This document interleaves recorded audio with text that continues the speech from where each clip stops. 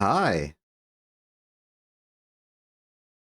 You may notice, if you were paying mighty detailed attention to last time, that my solar farm collector solar panel has moved.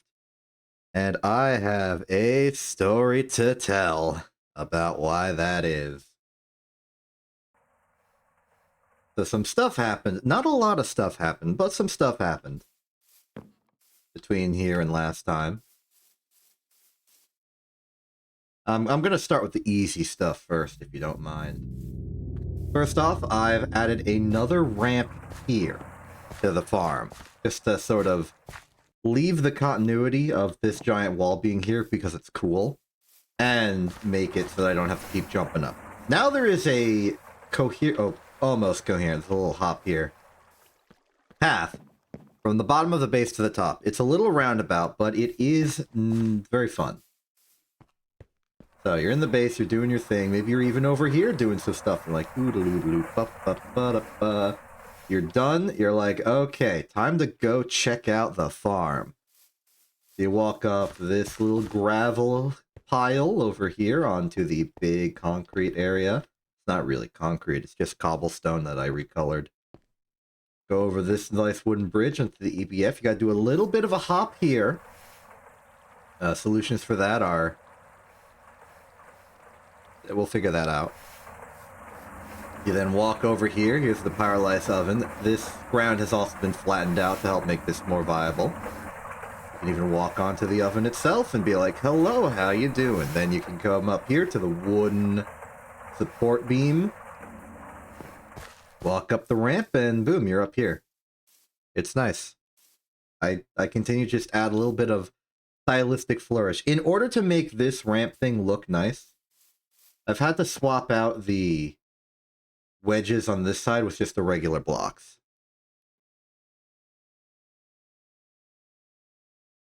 Though I have a theory. I was wondering to myself a little earlier, why the heck there's a regular carpenter's block, aside from it just being a crafting ingredient for other blocks. But when I was placing down wedge slopes for the gravel thing, I saw that it angled itself in. And that's why I did the replacement at all. But I'm wondering if maybe the regular carpenter's block is a way to sort of invent an unangle. I would like to test this. So hypothetically, if I have a carpenter's block there and a carpenter's slope here, will they merge? Well, the answer currently appears to be no. What if I do it like a side thing, like classic vanilla Minecraft stairs? Like, ho ho ho ho!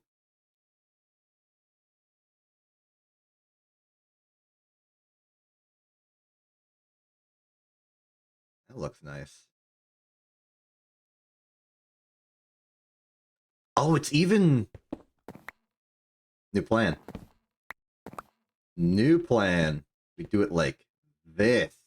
Because that's an interior corner on the top. Now it looks good. Kinda. Well, I like it. That's all that matters.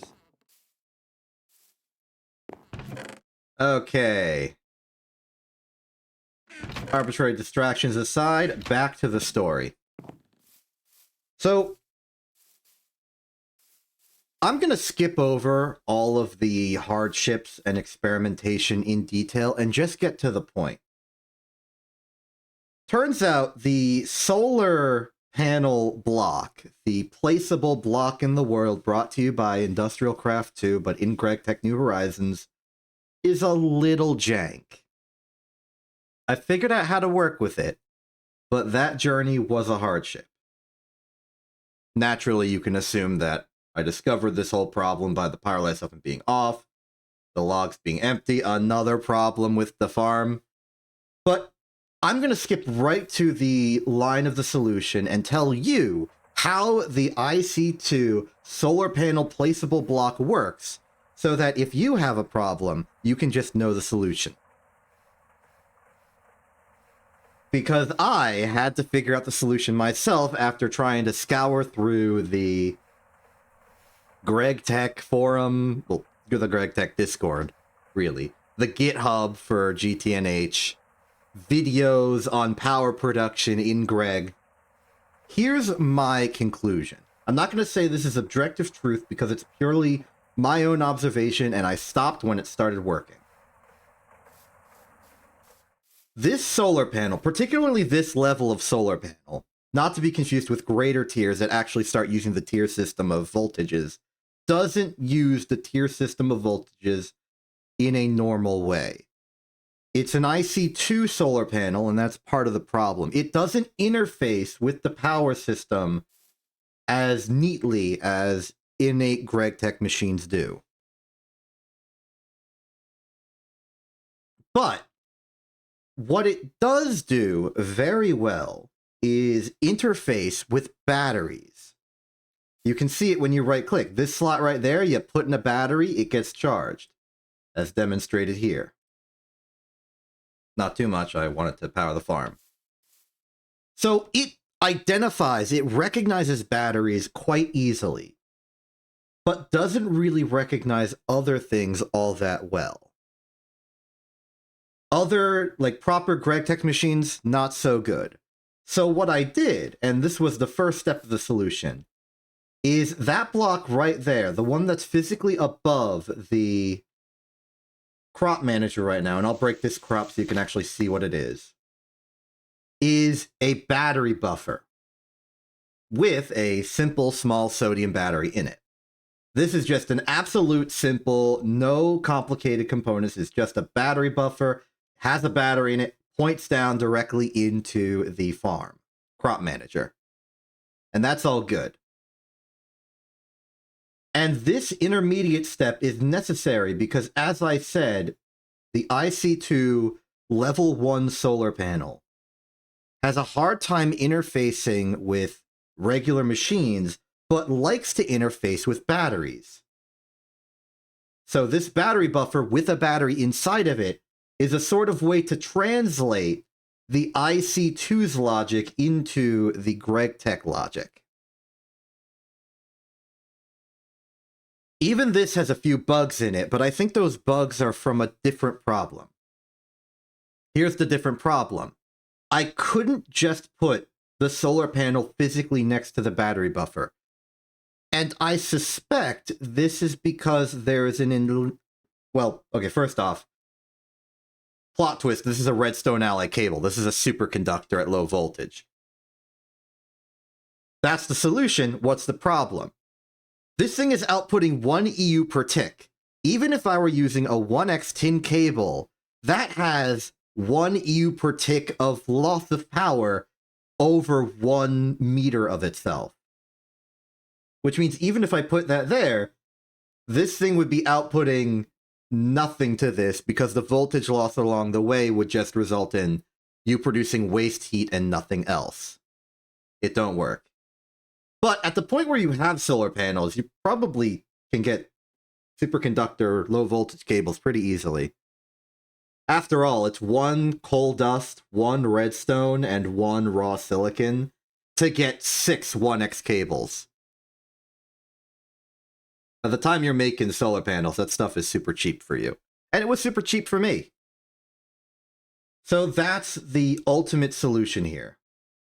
Solar panel, superconducting redstone alloy cable into a bog standard battery buffer with a bog standard rechargeable sodium battery. I'm not wasting lithium on this. Into the crop manager as we had before.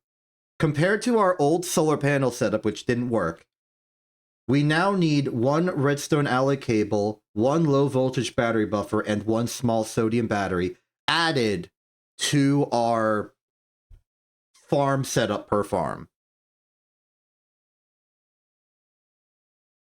And personally, I'm fine with that.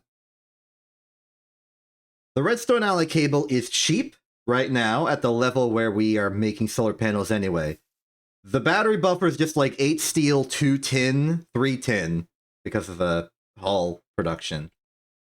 And the battery is just, lead, like 1 antimony, some sodium. All of this is cheap. And maybe the sodium's not so cheap. Well, we're going to be farming sodium, so it's absolutely fine. Most expensive part of this is probably the antimony in the battery hull, but you only need 1. And they're recyclable. You can uncan the battery and just get the hull back if you really need it. I think it's fine. I think it's absolutely fine, and I'm happy to expend this much. And, for like 1, 2, 3, 4, maybe like 20 farms in the future, that's nothing. That's a one-time investment in a very small way.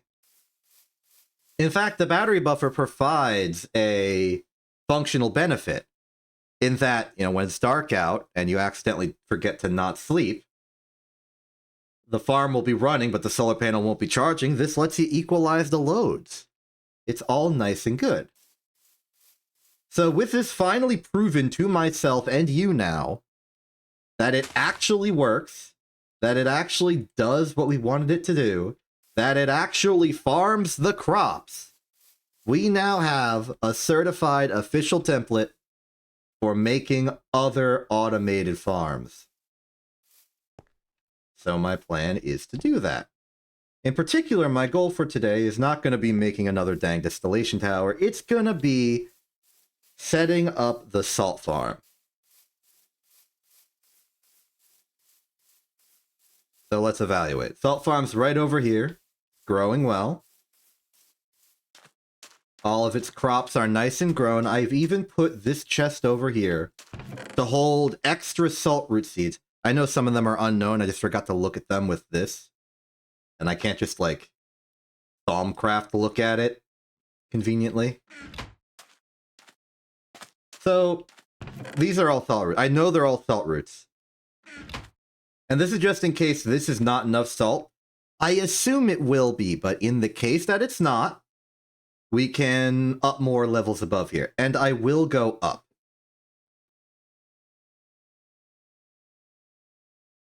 So that's the plan. We're gonna set up the farm part here. We're gonna pipe the items out down the bottom over here. Send them off in circa that direction. Set them up to a chemical washer. And then, well, add the water in to the chemical washer as well.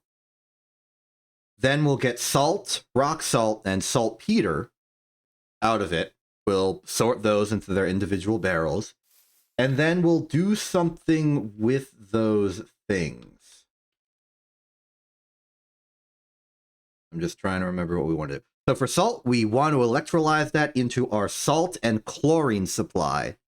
We will finally be producing chlorine in some capacity. Rock salt, I don't know what value. What the heck is this? I'm ignoring that. Rock salt has some possible value in some forms. Oh yeah, there's the whole knack thing. That's a thing we could do. But for the most part, I think I just want to electrolyze that as well to get more chlorine. I have some surprisingly large chlorine ambitions because I've discovered to myself, over the course of time, that I want PVC. Ethylene is free. Vinyl chlorine is just ethylene and chlorine. So we get the chlorine, we have the ethylene already. We can make vinyl chloride. We simply add air to it, much like we already do for ethylene, to make polyethylene. And this will get us polyvinyl chloride, which is the item equivalent of the plastic polyethylene we've been using before, and as a result, can be used to make item pipes for cheap. We have been locked out of decent item pipe technology because, well, one, it never really mattered, honestly. We've been using low voltage conveyor buses to move our items around when we're not using hoppers. And the tiny tin item pipe is fine for that, but we can't infinitely make tin right now. Could in the future. But we can make infinite PVC if we got infinite chlorine, and hey look, we're about to have infinite chlorine thanks to my genius tactics. That's the plot. Let's get to the narrative.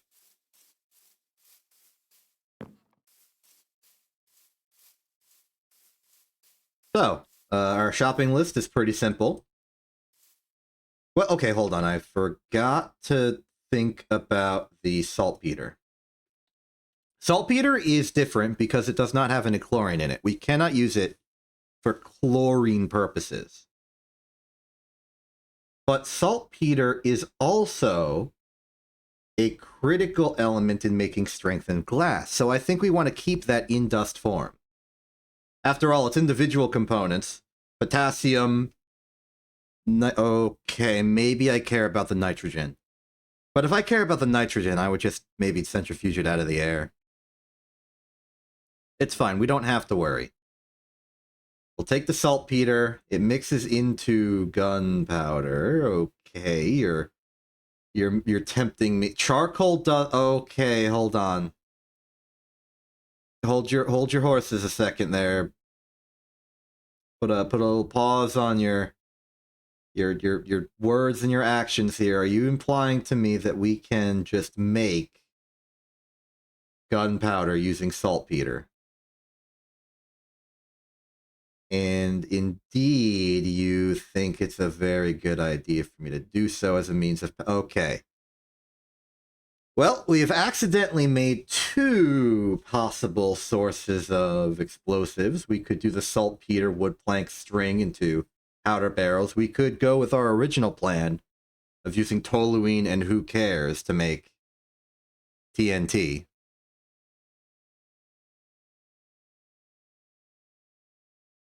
Regardless, we want to keep saltpeter in normal form. So, assuming we choose to always electrolyze the salt and rock salt, even though there are reasons we wouldn't, we are going to need, from front to back, crop manager is check. We also have another redstone ally cable. We need another small sodium battery. We need another battery buffer. We need another solar panel. We're going to need some transportation pipes, tiny tin item I can ransack from this farm. We're going to need the chemical bath. Now, 5 seconds low voltage, in my mind, is fine. So, low voltage chemical bath, conveyor belt, pump, tin cable, LV circuit. That's all good. We can do that. Chemical bath is good. I'm going to then split these items up using our supply of item translocators. We will need 4, 3 per input, 1 per output. They will then go into an electrolyzer. The salt in the electrolyzer... Oof. That's going to be a bottleneck. Okay, but salt in the electrolyzer will do sodium output and chlorine. For convenience, we'll do the fluid auto output and then put a hopper below it. That seems like a decent way of doing it. For the rock salt, we will be doing... Oh, it's actually much faster than salt, huh? Same deal, then. Same deal. Oh, but it uses more voltage. Is that... No, they're both 30 EU per tick. Okay. So in terms of powering this, the chemical bath is going to be running at 30. The electrolyzer is going to be running at 30. We are going to need 3 amps of low voltage, which I may as well just approximate with 1 amp of medium voltage. Conveniently, I've got a medium voltage gas turbine available. And I think there's an associated transformer. Yes. Okay. Just to lay out what we are intending to use here. Check, check. We need 2 electrolyzers and a chemical bath. Item translocators are ready. We are also going to need 3 barrels. And some hoppers. Well, barrel supply is nil. But we can fix. We also probably want barrel for the salt route itself. There's a little bit of a convenience in this process because we don't have to worry about a secondary output product. Okay. Remind me how to...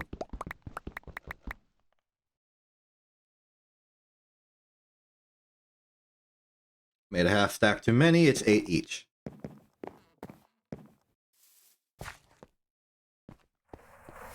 Okay, in you go.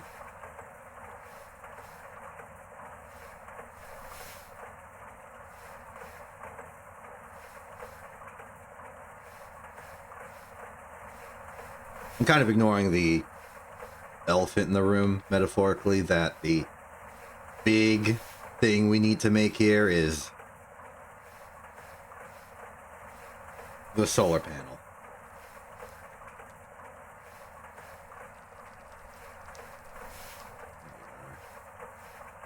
Which requires us making another solar panel this. Let's just start with the circuit requirement. Everything else we can just sort of assemble.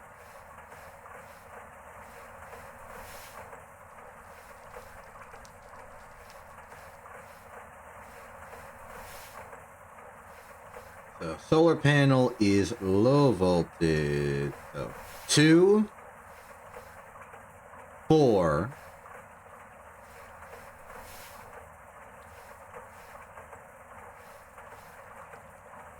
6, 8.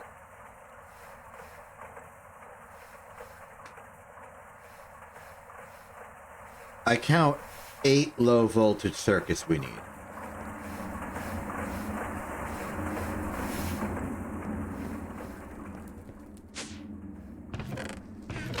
Of which we have nil. That's okay. We can make a nil.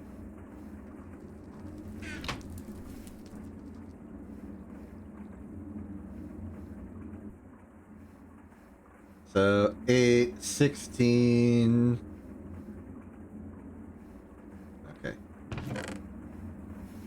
So 16 of you. 16 of you. 16 of you. Prep them in here. 8 of you.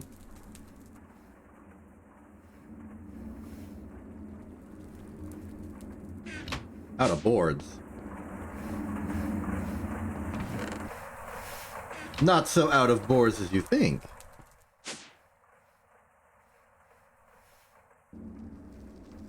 ADU. ADU. And it is copper wire.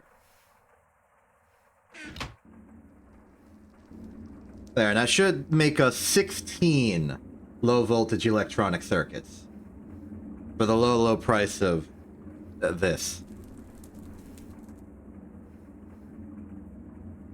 That'll give us some now and plenty for later if we want to make more things, such as super tanks. Speaking of which, we are going to need to be using a super tank to hold all the chlorine. That's exciting.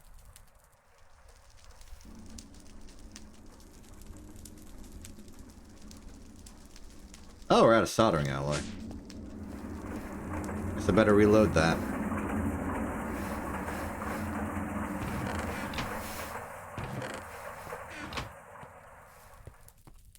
That's a good thing I made approximately 1 stack of soldering alloy earlier. We can just liquefy this in our fluid extractor. Put it in a barrel, which is to say a large steel fluid cell. Symbolically, it's a barrel.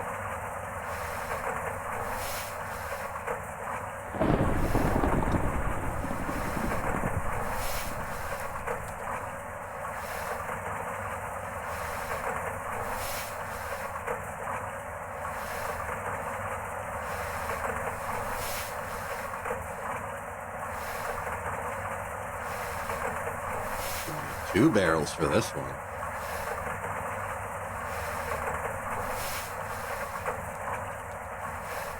Okay, looking clear. Let's take you and bring them to your new location. How you holding up? Doing good, doing good. Here you go. Need you more.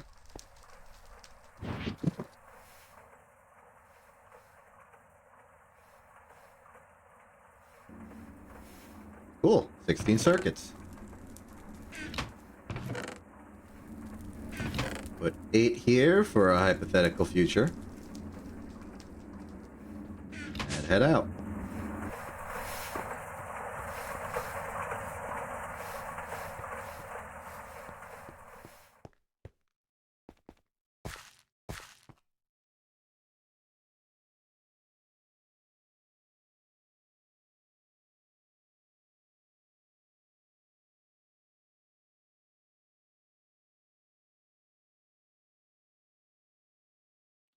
I think something went catastrophically wrong.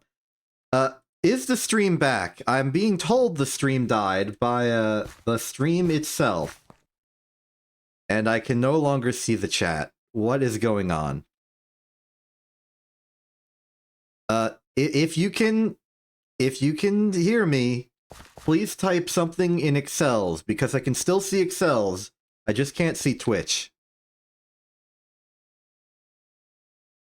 I'll await your response. I'm a little unnerved. The rest of the internet's doing fine, so it's not a me problem. It's a... I wonder if Twitch's servers just sort of exploded.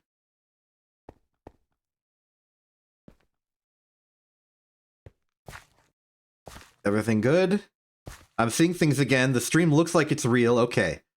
Let's just pretend that didn't happen. I'm going to fail to pretend that that didn't happen because it was actually very startling.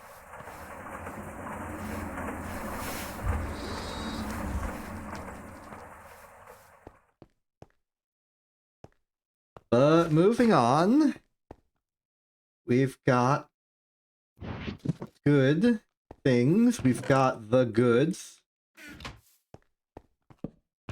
This is just going to be my random nondescript staging ground.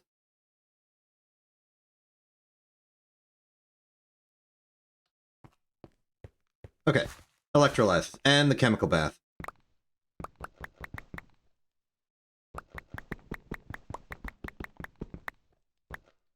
This is the steel we will need for this process. For the hulls, at the very least. 1, 2, 3, 4, 5, 6 for the hull.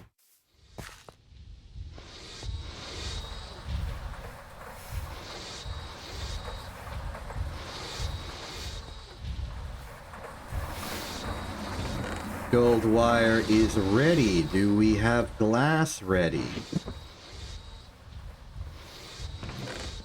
We have nearly a stack of glass. I just don't remember where I put it. Here's where I put it.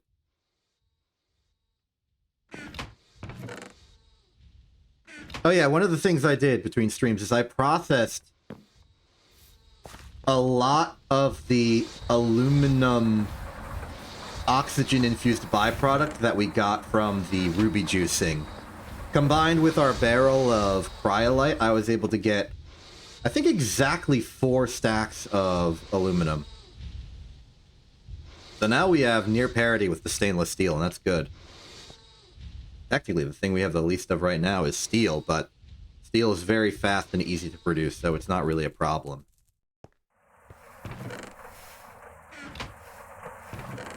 Coming up next, the hole. Get the barrels out, we need those.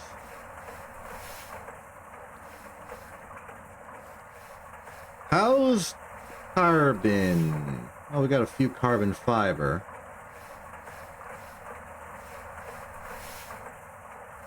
Forgot the exact mechanism. Ooh.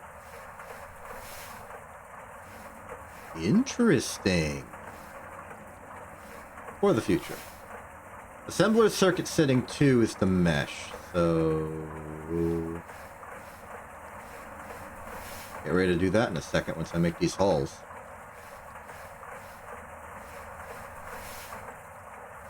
Bonk.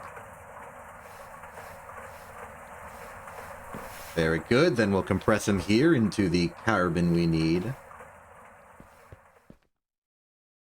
So.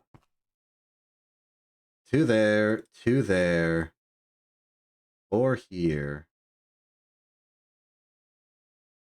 Then it is the circuits. And I am missing something. But what? Could it be a tin cable, perhaps? Yes.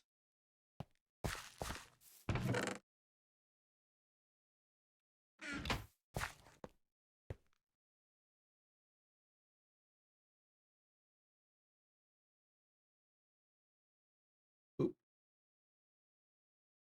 Okay, great.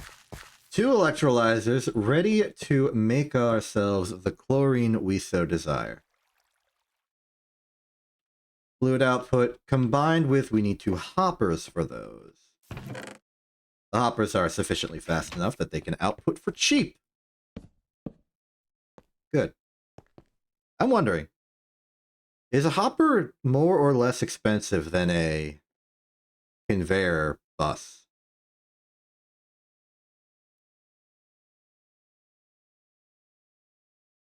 I think a hopper is less expensive. Because at the very least, for the 2 motors, you're going to need 4 ingots of a metal for the wires on the outside, then 2 more for the cables on the outside, then 2 more for the rods on the outside, and then 1 more for the rod in the middle. Which is, if you add it up, more than 5. The hoppers win.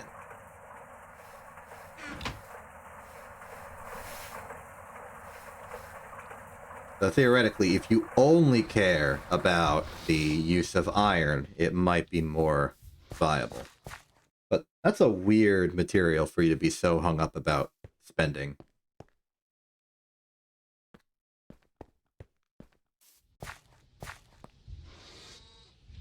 I think it's time. Let's make some more boule. Gallium, arsenic, not necessarily in that order. How do we make a boule again? It's been a while. Let's see. Boule. Just a classic monocrystalline silicon boule. Oh, I forgot. This takes a bit. Small gallium arsenide crystal, which is made from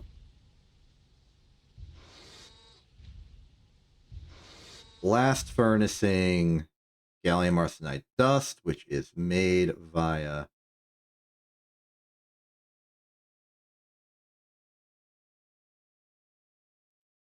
am I missing something here? Aha! Okay, yep.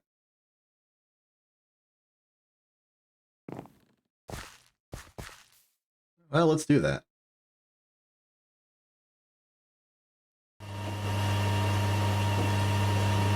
supposed to be called for 45 seconds. We're getting 30. No, sorry, 60 seconds. We're getting 30.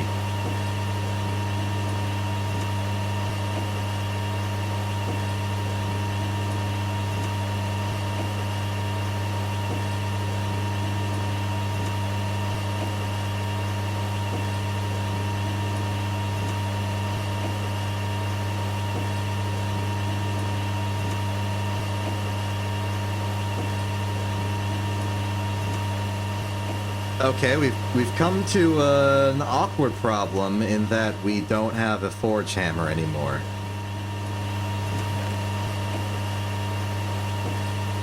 That's a funny problem to have.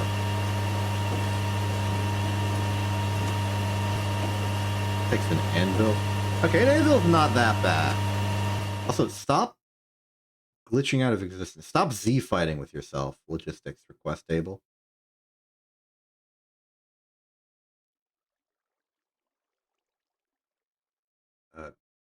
There's no other way around it, is there? There's no other way. There's no other way. We need a forge hammer. Fine. Fine.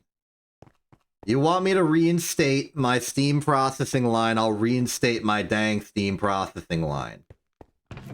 And you know what? It'll be better than ever before.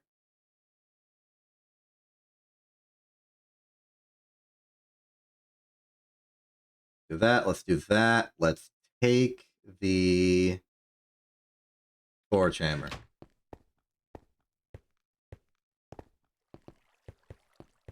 So our creosote can now be sourced from the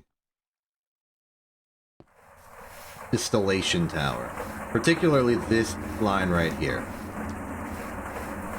As far as where to put it,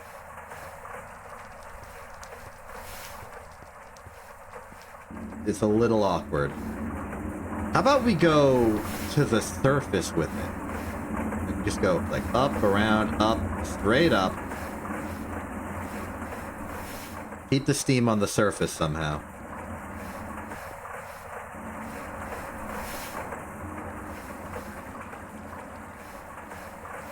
In fact, the water line should be reasonably close to here. So let's put the...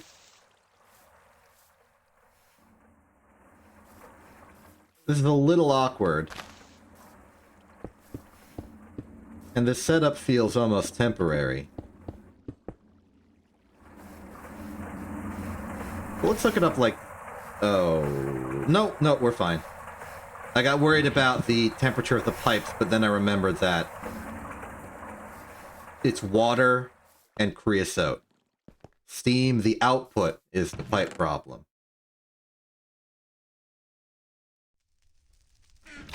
Okay. Let's hook up some pipe.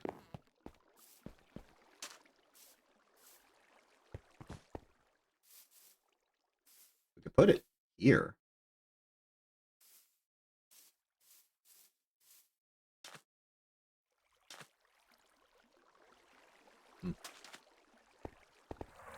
Stick to the plan. Maybe that's a bit too far. Okay, so question, where's the water physically at right now? That's the water line. It goes to here. How about we go up from here?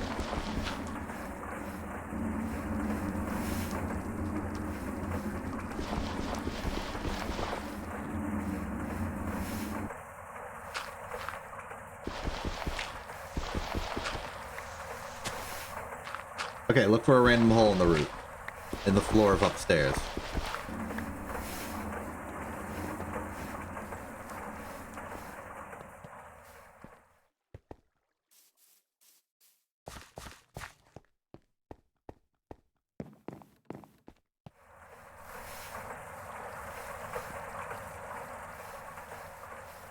Seeing that it's right here, and the creosote line would be coming out here,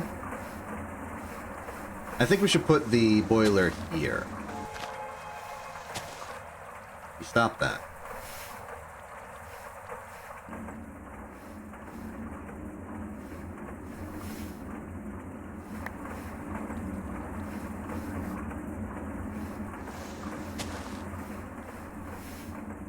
backpack, clear some of the stuff we're not using right now.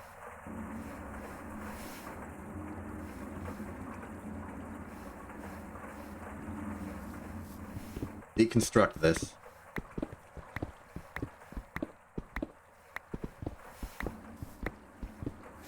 This will be the grandest our Steam setup has been ever, probably. Yeah, you're there. You are the water.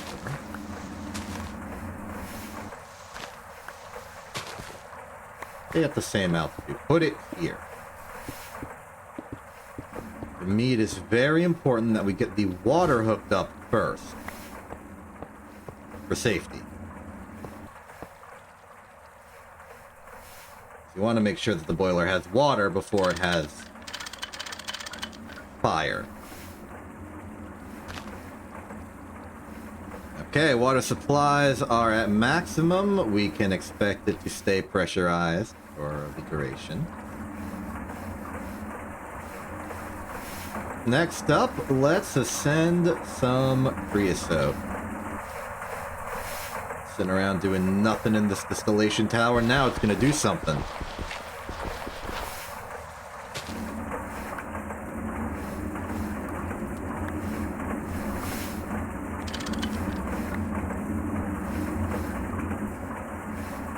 I see my mistake.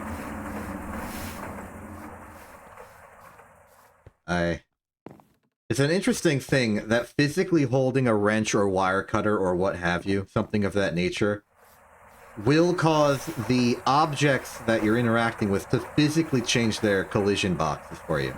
Like right now I can't jump here. Okay.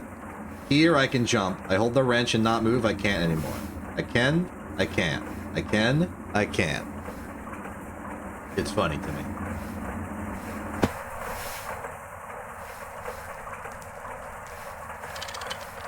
Okay.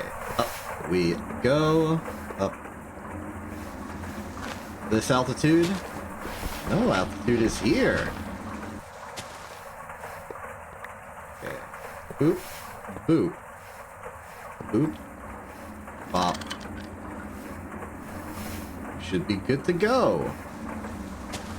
You are good and going. Now the question will be, in the long run, will the creosote being produced here keep pace with the creosote being consumed here? Technically speaking, we don't have to care.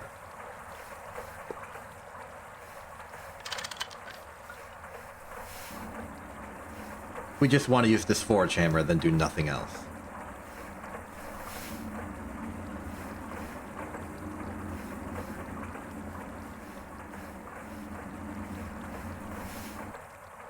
It'll have to wait, of course, because steam is not going to be produced until the temperature reaches sufficient heat. So we'll come back later. Meanwhile, ignoring my tool detour, we got some more stuff we gotta make.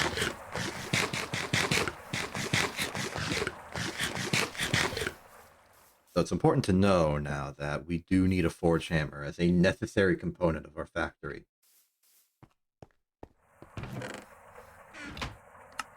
Okay, taking a step back, remembering what we've done. Electrolyzers are complete. We are going to need the chemical bath and the solar panel. Start with the chemical bath. We need more glass, 2 conveyors. Need a pump. Start preparing pump. Low voltage pump is in rotors and stuff, yeah?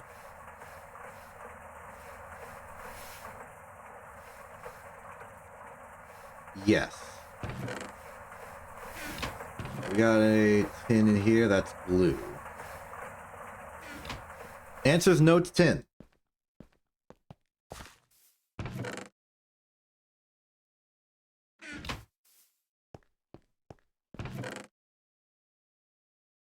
Okay. 1 tin rotor, 1 tin screw. Strictly speaking, though, I'm pretty sure we already have the tin screw. Let me check. Yeah, we have plenty of them. So the rest of these can simply be supplanted into whatever form is most convenient for it.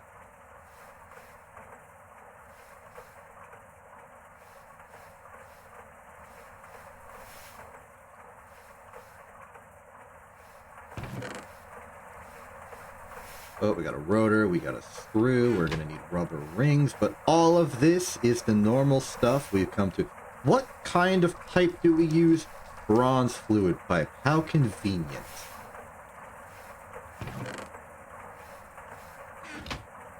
Then it's gonna be 2 rings and I assume a tin thing. Tin wire. Tin cable, sorry. 1, ring 2. With these, get ourselves another tin cable. You know what we could do is we could ransack the approximately 12 pumps in the old coke oven array that we're not using anymore. Sort of a decoration piece. Now, we should probably use it somehow.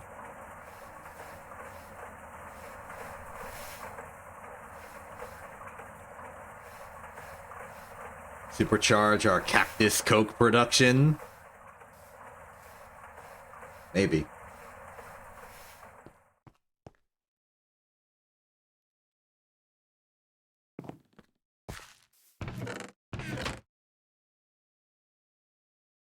I'm still holding the glass, am I? Yes. Great. Okay, chemical bath. Put the stuff on the radar. Conveyor, conveyor, pump, glass, glass, hull. Put the circuits away, didn't I? Yes, I did. I don't know why I thought it would be a good idea to just have this chest have all of my stuff in it over here. I'm crafting it over here. And 1 more tin cable.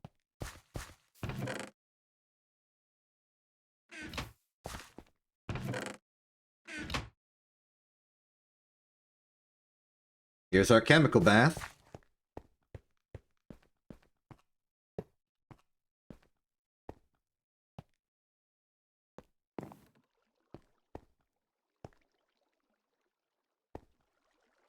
This is exciting, now that I'm seeing it all come together.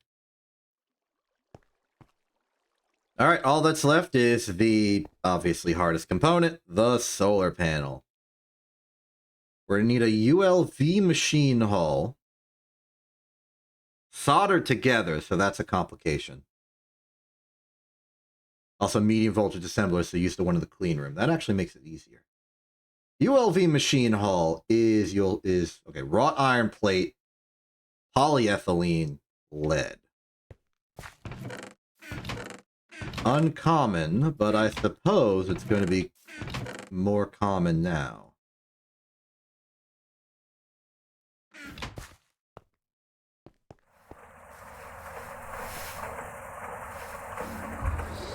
Mill that, cable it later. I made a lot of wrought iron recently because I made it in whole stacks, and here's the remainder. I think the rest is still in the arc front. Yeah.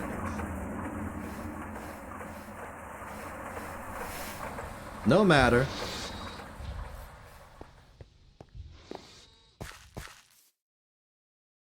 Okay, we have infinite charcoal dust from the distillation tower. We have infinite gunpowder from the... Well, we have infinite saltpeter from the salt maker. And we have infinite sulfur from the blaze reed farm, technically. Which means we technically can infinitely produce gunpowder right now. We can infinitely produce wood, and the cotton farm has currently been disassembled, but we can infinitely produce string, which means we can infinitely produce powder barrels. Which means ultimately the implosion compressor is not an issue in terms of explosion fueling it. Funny that that's the case. Didn't expect it.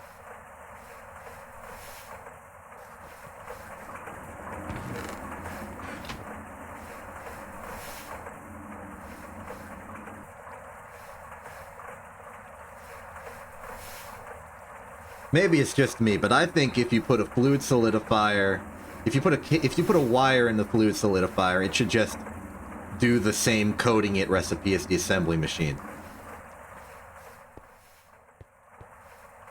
I understand why that isn't strictly true. I just think it would be nice and convenient. Okay, we got the ULV machine hull. Now for the solar panel itself. So this is going to be... there's no reason to do it in an assembler other than automation, because it just adds a requirement of that soldering stuff. So, reinforced glass, 2 wafers, low voltage, carbon plate, aluminum iron plate, red alloy wire. Boop, boop. Red alloy wire. All of our red alloy is in a different form. We mostly use it for fine wire. Or fine cable. Fine wire. Fine wire. Yes.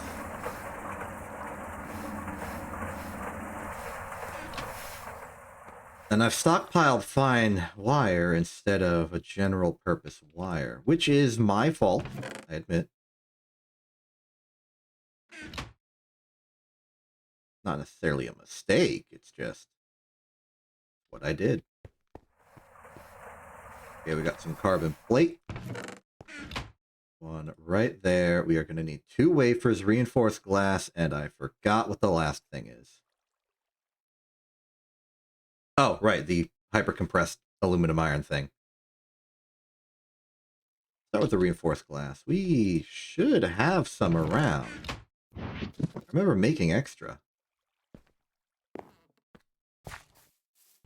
In here? In here. In you go. I know that Boole's under construction, but we should still have some spare wafers to go with here. Indeed, I am correct, but that is dangerously low. Good thing we make Boole.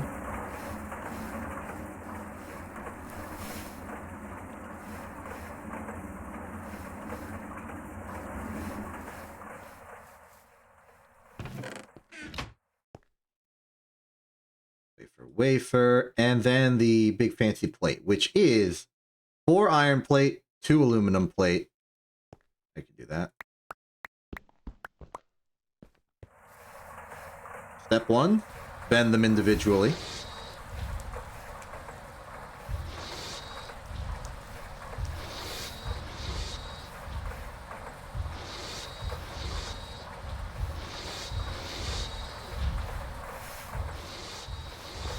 Then bend them together at the forming press. That's going to take a bit. In the meantime, let's work on those bools. Here we go. And hello. Steam is now being produced. Excellent. Do that.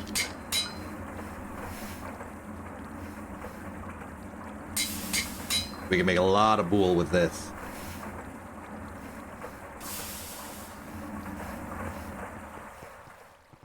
We might need to up our solar grade production again.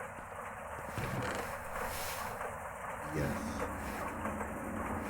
Use of this, half a stack will make a Boole. We only have 2 stacks to go with.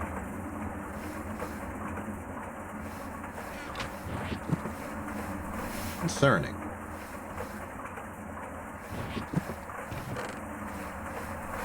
Guess we gotta make more silicon solar grade.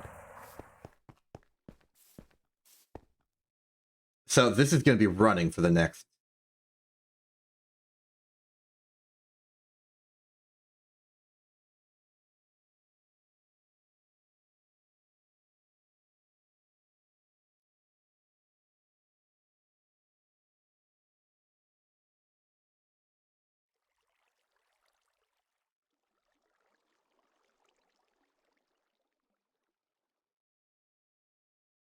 I am bothered by how close we are to making the doped pool. It demands a cutting machine good enough to do it. But all it requires out of us right now is phosphorus and nitrogen. We should have some phosphorus.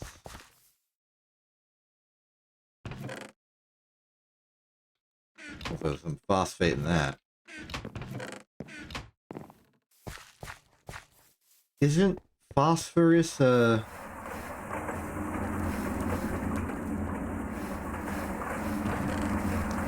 Yes! Phosphorus pentoxide. And this is just flat phosphorus as is. We are so close to making the next level of pool. I'm actually going to change my mind. Let's not...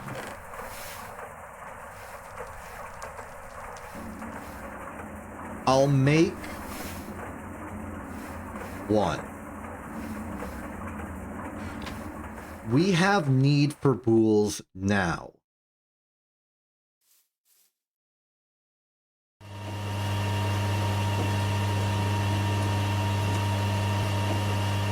No. This is the wrong thing. We had the wrong recipe in the EBF. Please stand by. We're making one hot silicon ingot. Okay, please remind me. Circuit setting 2, that's how they get you.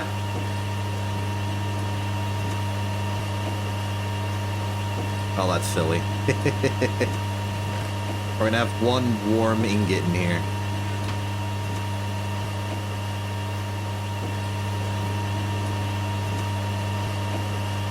There we go, and this will be done in a little over, like, I guess a little under 4 minutes.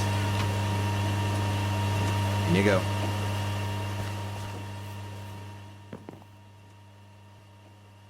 Okay, moving on.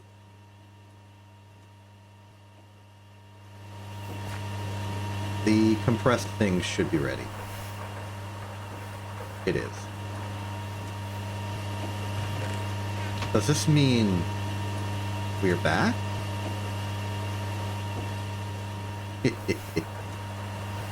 No.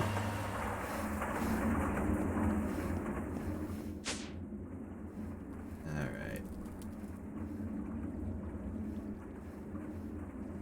As a point of order...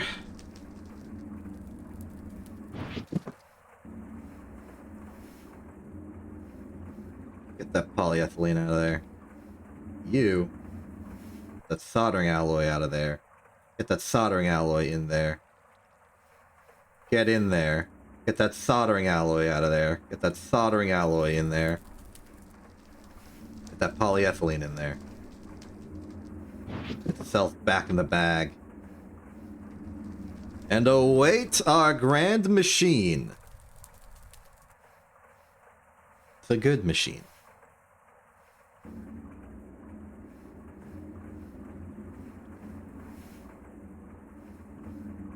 Now, barring the actual transportation pipes, we have everything we need. The barrels, got the barrels.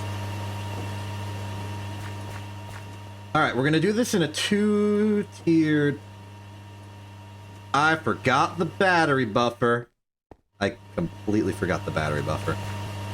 We're not ready yet. Now that We do not have... Yes, we do. Steal this. It was secretly part of the construction all along. There you go. We're gonna need 2 tin. 2 tin. The lack of the furnace, best way to do tin right now is just to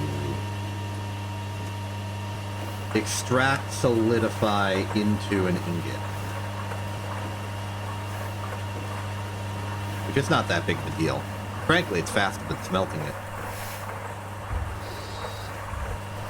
Separately, we are going to need the actual battery. I think we have some empty small battery holes available. Yes, we do. And then simply 2, count them. 2. That's not a 2. Count them again. 2 sodium.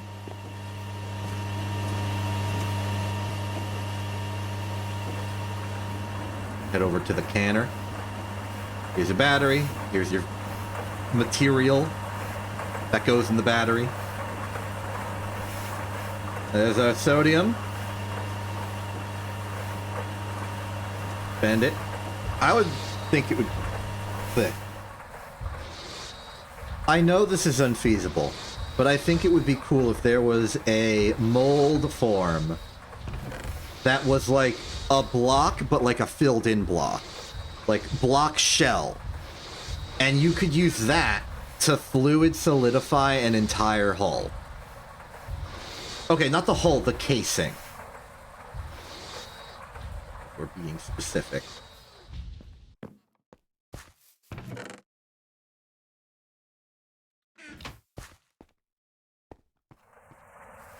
But I'm adding things that would be a convenience to me. That's not how Greg flies. It's not like Greg doesn't have any conveniences. It's that for every convenience you want, you gotta earn it. And you do earn it. Think how easy it is for me to make electronic circuits now. I've got a machine that does it for me. Take those. Give it this. There's our buffer. I am a fool. I am an absolute fool. Why did I think I was ready? I don't have the crop manager. I just assumed, oh hey, every farm just has the crop manager installed. No! We gotta build that!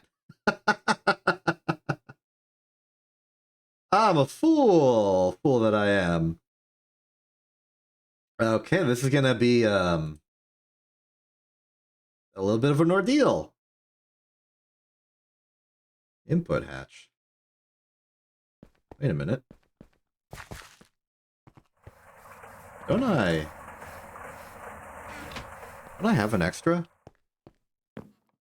Or did I utilize that in my next distillery? Yeah, I think I utilized it. Okay, I guess we're not there yet.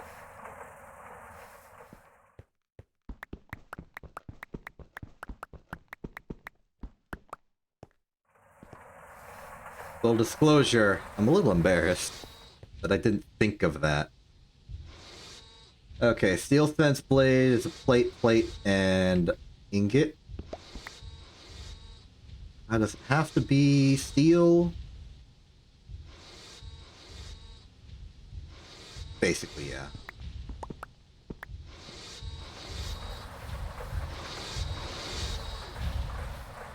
Put in 4, take out 4. Let's make this sense blade. 2, 2. Hammer, gotta borrow a file from the file store. Oh. Not every day you gotta use a file, but this is one of them. Actually, I am curious. Are there days where I haven't used a file? I have to imagine, yes.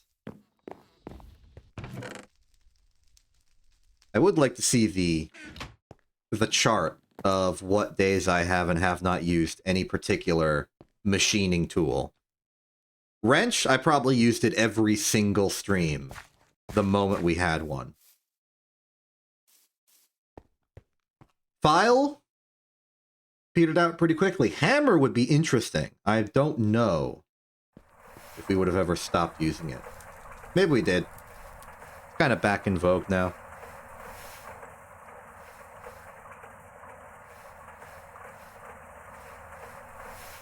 Crowbar would be a demonstration of perhaps my errors of putting plates on machines. Though I hear that in 2.8 they've changed it that you put covers on the machines while shift placing. Which means that if I just walk up to it while holding a plate or whatever and right-click on the machine, it should actually open the machine instead of putting the cover on it, which will save me so much convenience.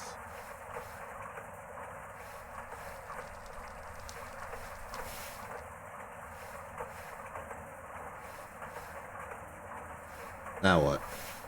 We got those. These are under construction. These are probably ready to be hauled. Casinged. This is a hull. This is a hatch, which is made out of a hull.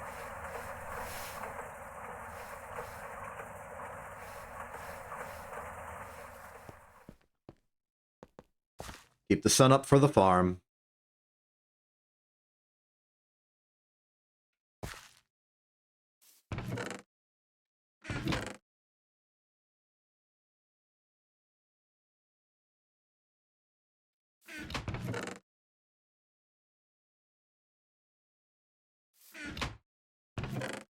We're going to need that tank as well. Put the superconducting cable in there. No. Instead, plant that. Then take one of these.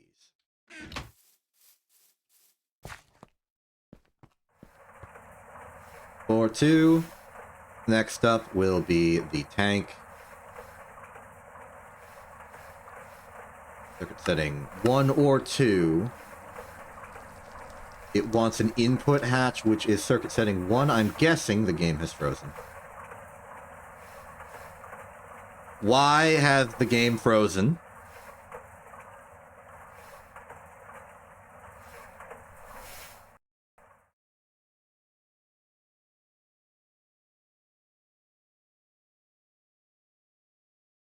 The game has frozen.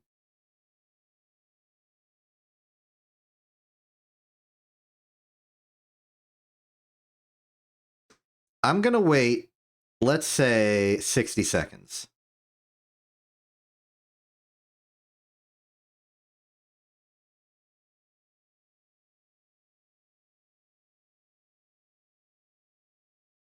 Wait.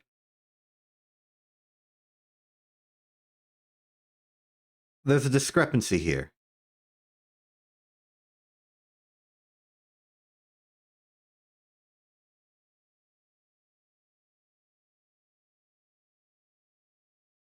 Okay, 30 seconds to go. Technically speaking, the screen I'm seeing in-game is slightly different than the screen you're seeing on stream. With how I see it, I'm on my inventory. For you, I'm still looking at the recipe for the crop manager about to go into the input hatch. Somehow I've gone to the future, but not really. Yeah, I agree. Okay, it's been 60 seconds. I'm going to close the program, and we are going to just sort of go back to it at our convenience, if it's all right with you. I mean, this is what we got backups for, yeah.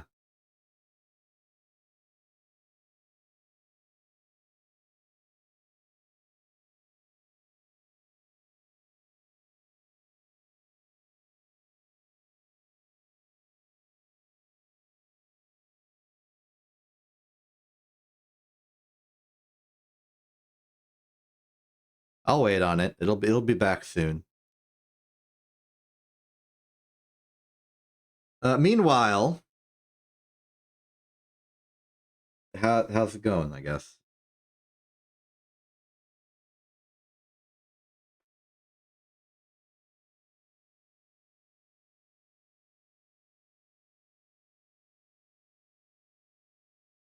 Oh yeah, another thing. While we have time, there was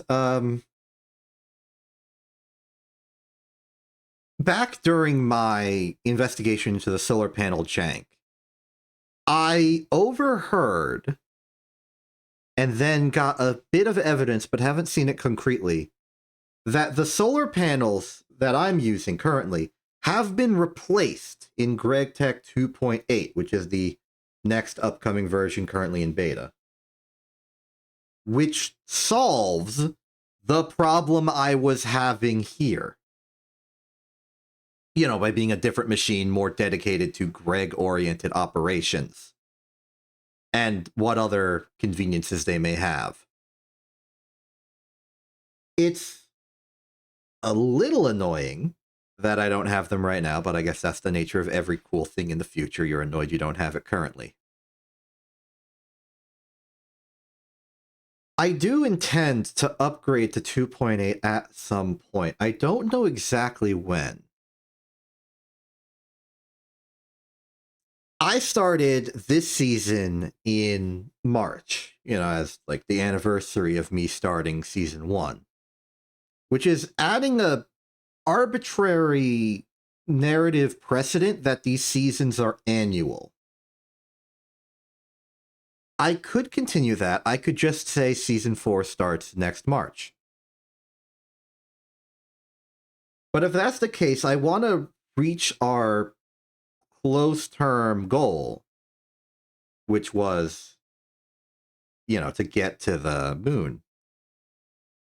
So maybe now I could just do that and say season 3 is here getting to the moon. Season 4 is the same save post moon. I don't have a goal for what I would do post moon, but that could be a way of doing it. And then at the season 3 to season 4 conversion is when I upgrade to 2.8 point whatever the most recent version is at the time of that time. All right, we're back. I have the sense blade still, so we didn't lose that much time. I'm physically standing in front of the machine I was standing in front of. So that's good. Where's my hull? There's my hull. So I took out the hull, put it in here. I'm hoping it's an input. If it's not, we can easily convert from one to the other with a screwdriver. But I think the logic of input on one, output on two, just by basis of cause and effect, makes sense to me. So I'm trusting this is an input.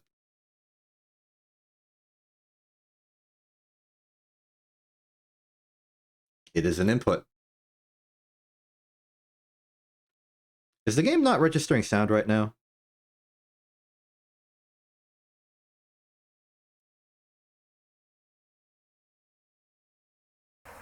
There we go. It's a byproduct of the crash, I imagine.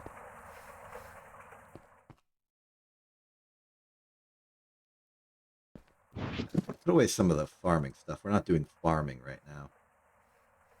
We will be soon enough, but not yet. It's good. It's all fine. Okay. This has been cleared, of course, because we reset the game. Prop manager, which is already over here, so I didn't have to type it out at all. Okay. Check, check, check, check, check, check. We need the sensor and 2 robot arms. It's going to require a grand total of 6 motors, of which we have 1. It's been a while. Let's make some motors. Do we even remember how to make motors? Kinda. Okay, let's see here. How do I do this?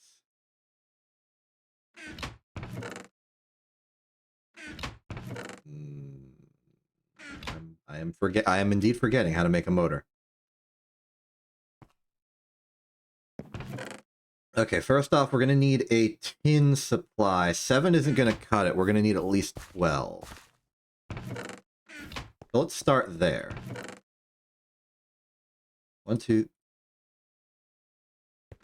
Let's just do this entire pile of tin I just picked up with my hands, pouring it into here manually. Convert it into ingot.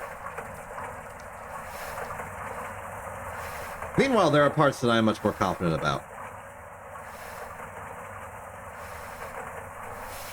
Plate, plate, plate, here. Plate, plate, plate, here. Rod, rod, rod, rod. Plate, plate, plate, gear. Plate, plate, plate, gear.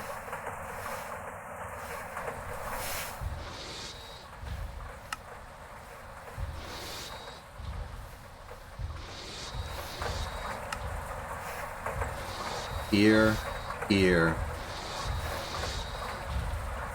And then the rest are rods. Speaking of rods, 2. No, that's not correct.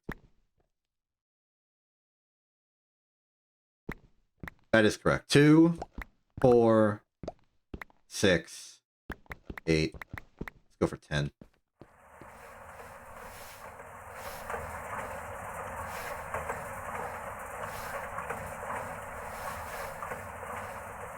Then we're gonna need 1, 2, 3, 4, 5, 6, 7, 8, 9, 10.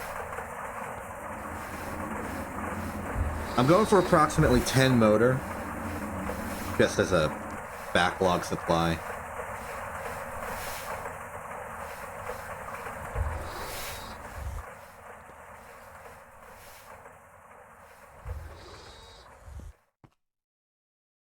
These rods are going into the piston and robot arm construction.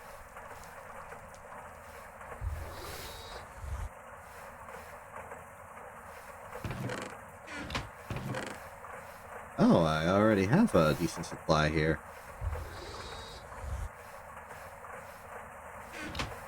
And it seems like we can make this work. Polarize these.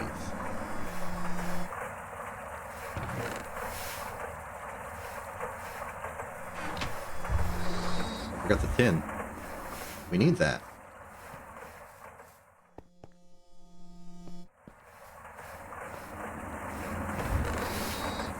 But with the copper cable wire, copper wire, we'll be ready to start the craft frame setup.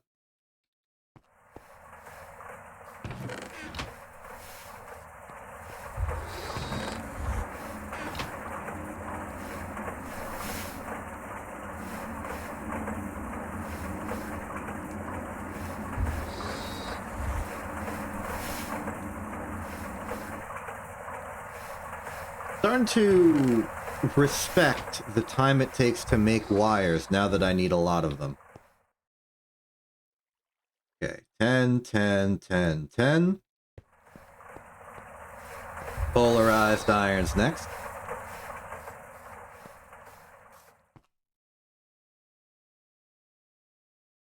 In you go. Next up is an increasing handful of tin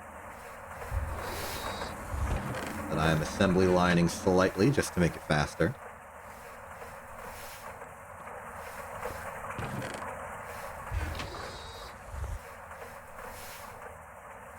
That combined with the tin we already had to begin with will be enough. So I no longer have to assembly line it. For a bit, at least. I should still assembly line it, because we're going to need more cable for the piston and arm components of this recipe.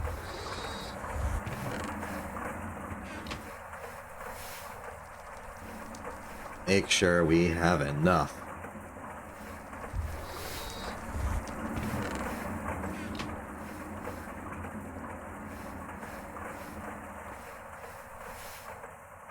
I think... no, because I used these, so there's going to be extra.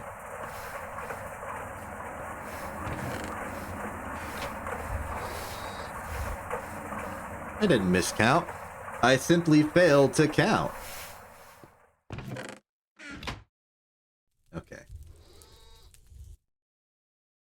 Good there. Now we just need the 20 rods, of which we have 25.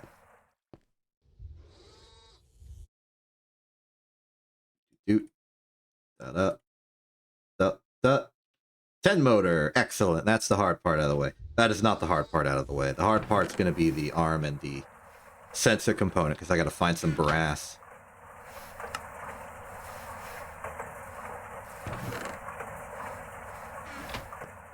Pistons up next. Get the plates from here. Okay. Plate, plate, plate. Rod, rod. Illegal use of rod. Gear. Pair of motors. Yeah, I was just checking. And then the tin cable that I prepared in advance. Exactly as it was always planned to be. Very good. Now for the arm. Arms go here. Motor, motor, motor, motor. Across the side. Put these in here. Now for the circuits. We need 2 circuits here. And then for the... So 1, 2, 3, 4, 5. Also prep the steel for that while we're here.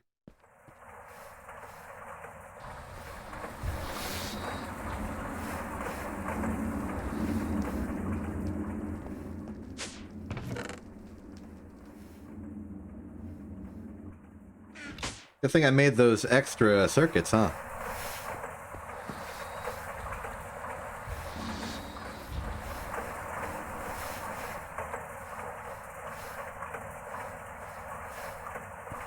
I was afraid of that. Couldn't possibly give me an easy time of this, huh? No matter. My lighting should be good enough. I will be vigilant. Did I miscount the processors I needed? Yes, yes, yes. No, we're fine. One of those is the Certus quartz, which I put here. Now, whether it goes on the top or bottom, I don't know. The next question is the brass, and it is brass. Zinc, copper, cubed. Not cubed, just 3 of them. Brass, brass, brass, brass, brass, brass. There's cobalt brass, not the right kind of brass. I think it was a brass dust I saw around. Barely. Barely some brass to use.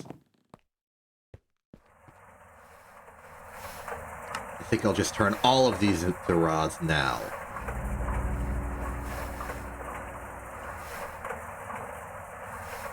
That said, alloy smelting some together. It's just some zinc and copper. We have those.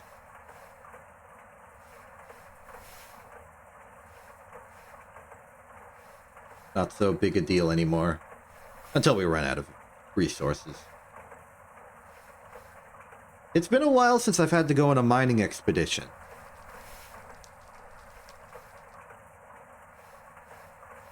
Receive. But I'm sure I'll be back on one soon enough. Okay, we now have everything we need. Combine, combine, combine. Sense blades. Crop manager. Okay, put these in the legal shape chest. We're technically ready to go, but the actual farm is a bit on the edge of my light protection range, so I'm going to instead wait until the horrors of the night are over. We're gonna stay right here in the relative safety of everything I have constructed. So effective is my defense that oh yeah, you can see right over there on the radar, just ever so slightly, if I walk close to it, there was something standing next to the farm.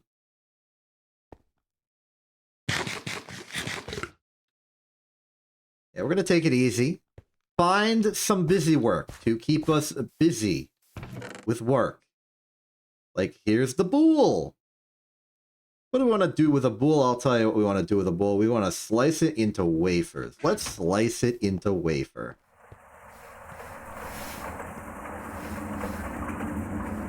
Now I am indeed very curious about the... Yep, there's the slicing.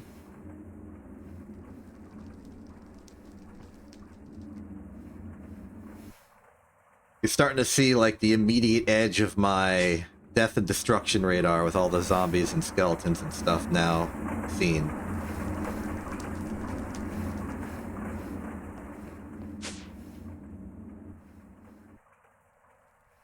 Alright, 16 more wafers to be engraved and then cut into whatever we need.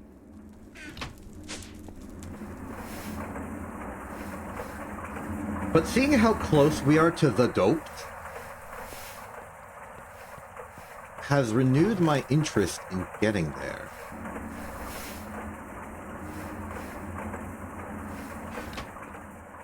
Like, what if we could make it? What if we could reach that? I'm checking what we need. Well, in terms of the quests, we're going to need this high voltage cutting machine, because you need it for NOR, NAND, and other high-tier chips required. That's okay.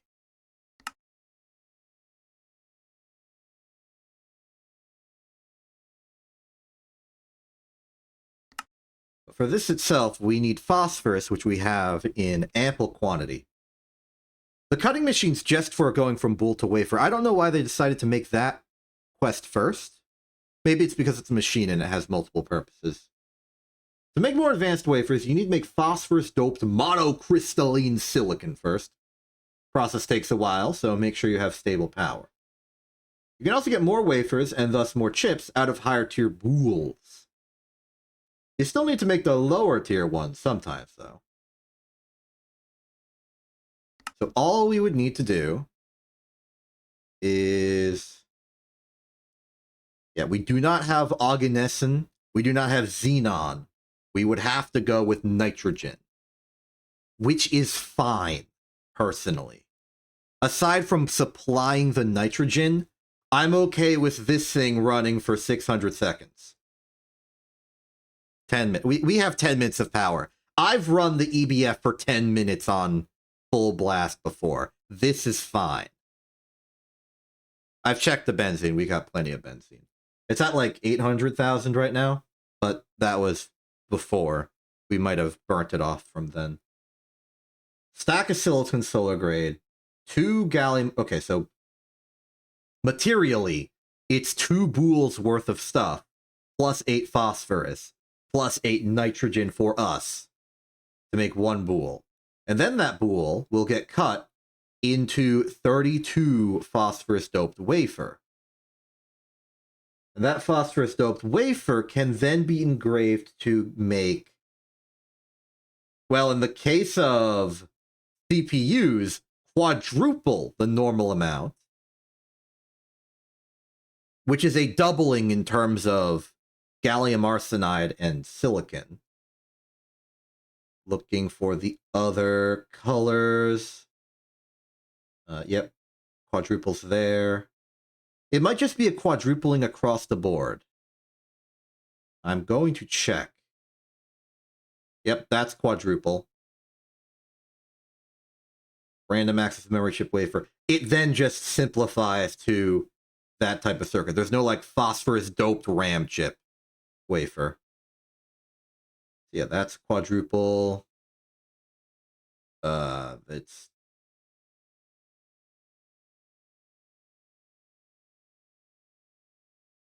this is just the start of this. But it seems like if it doesn't produce a new type of wafer, each tier of wafer is a quadrupling of the previous.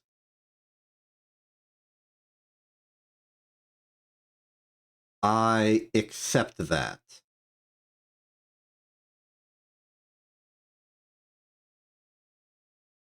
Huh.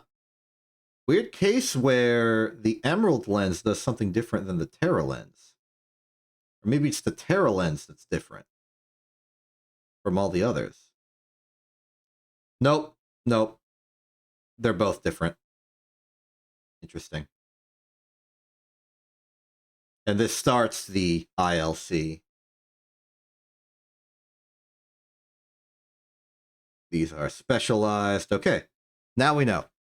By going the extra phosphorus step, which is mostly adding phosphorus, adding nitrogen to the equation, we are doubling our wafers per. Hold on. No, it's even better than that. Because one phosphorus dip thing gives us double the wafers, but also engraving those wafers gives us double the resulting output. Which means,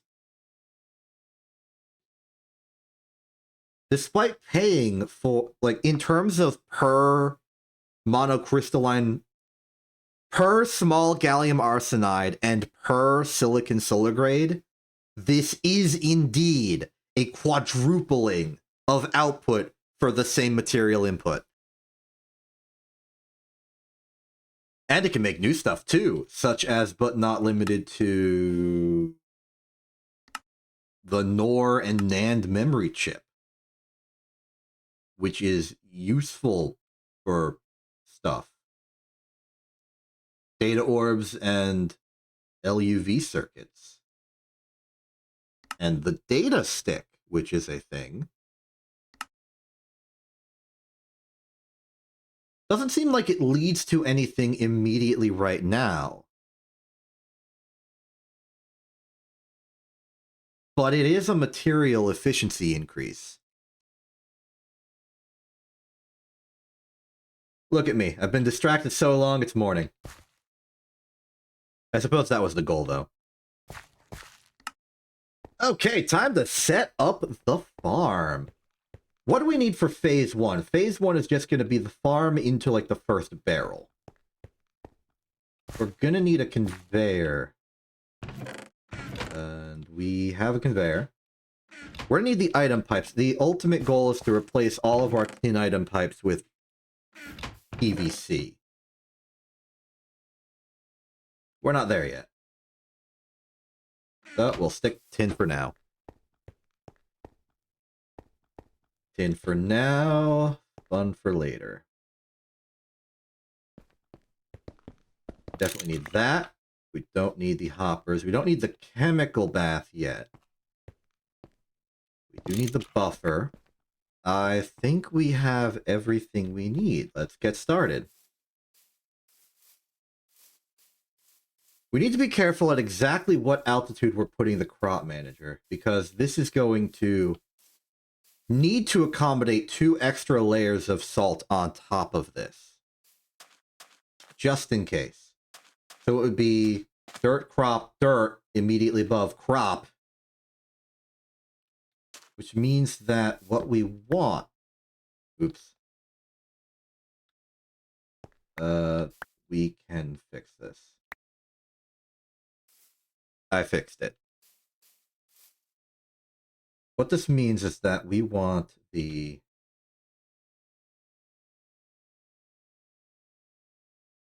It's a 5 vertical height area centered on the location of the crop manager. So this is height 1, this is height 2. We want it on height 3. We want it here. from here, we put the battery buffer pointed down. That's not down. That's down. That's a very convenient UI. Just like that side and corner things representing the directions you can put it away from the current face. Very convenient. Next up is the alloy cable,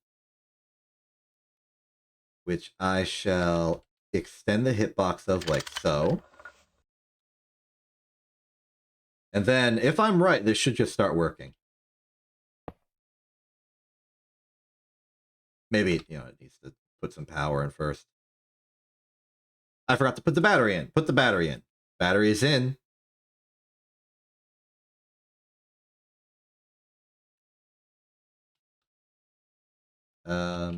It could be the case that the cable has disconnected. Or power is going in, like, all the way through to the crop manager right now as it sort of builds up its buffer. If I could right-click on the crop manager, I'd be able to know for certain. Okay, looks connected, looks connected. You're facing down as intended. You are there and real.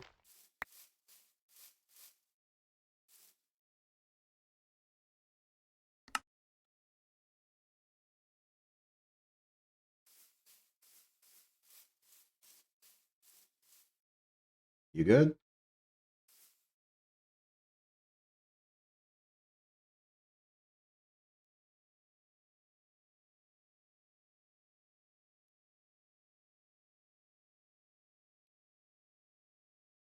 Okay, well, we know the intended altitude. Let's just remove this and see if it's working.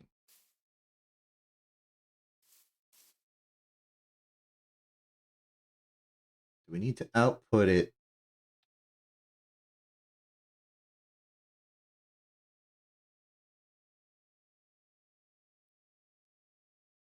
Let's try messing with the cable a little bit. There we go. Need a little bit of a reset.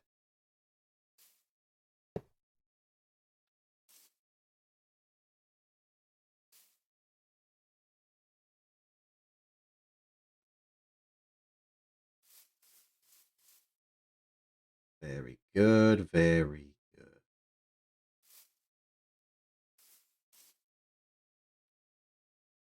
Now we're gonna wait. We're gonna want to see. Oh, okay, we have result. There it is. The moment I stopped looking, that is a haul. Okay. Next is the mining portion.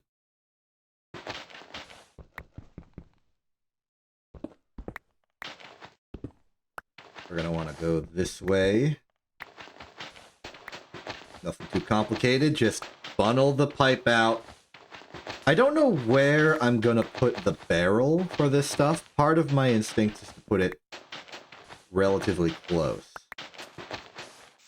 Part of my instincts say, hey, you know, I actually put it near the thing that's using it. Cool.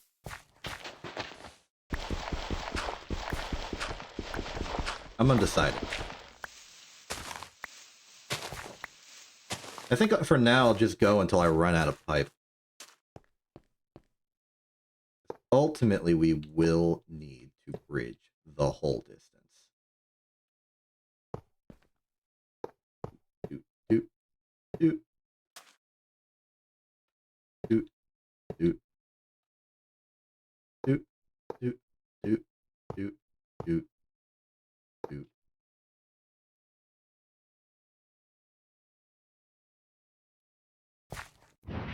Finally put down the barrel. Bonk. Connect you.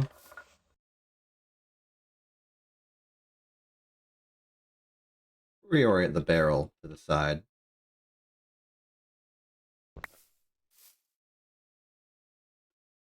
Now, I suspect that the conveyor bus might be on the wrong setting right now.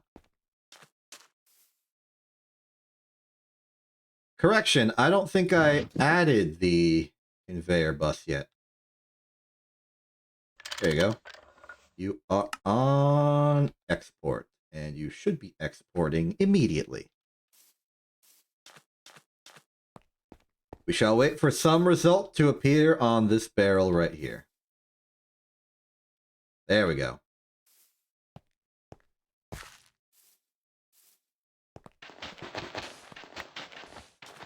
We now have salt. Next order of business is dealing with the sheer distance. And a long time ago, which is to say, season 1.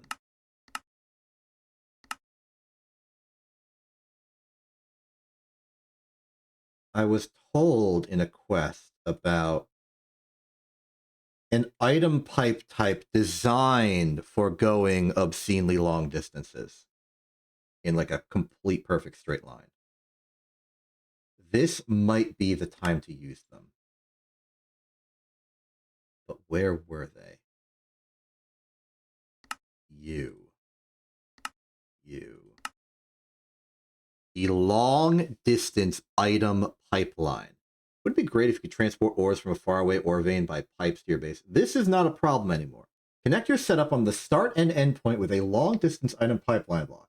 In between, use the associated pipe blocks. The total distance between endpoints must be more than 64 blocks apart, or more chunks. There can only be one start and endpoint per pipeline. To actually connect it, you need to align the start LDIP block such that the arrows are facing inwards, and the opposite side of it has a LDIP block. Put a conveyor on the side of the block that has the arrows, and set to import. It will now attempt to import stuff to the endpoint LDIP. This will go as fast as you can put items into it. Do the opposite on the far side, except you don't need a conveyor. Now you only need to chunk load the start and end points, and the items will be teleported to you. Of course, later on, you'll probably use ender chests to actually teleport the ore, especially from other dimensions. This setup is lag-free in the pipe block, so it's useful in your base as well if you want to reduce lag. So this is made out of big gear, big plate, and huge tin. The pipe itself is made out of steel and... Oh, but you get an entire stack. Fascinating. Okay, this is interesting. We've never really had to deal with the issue of chunk loading distance before. And I've never had to deal with chunk loading period before. But let's measure the distance. So, you know, every chunk is 16. So 1, 2, 3, 4. It would output right about here.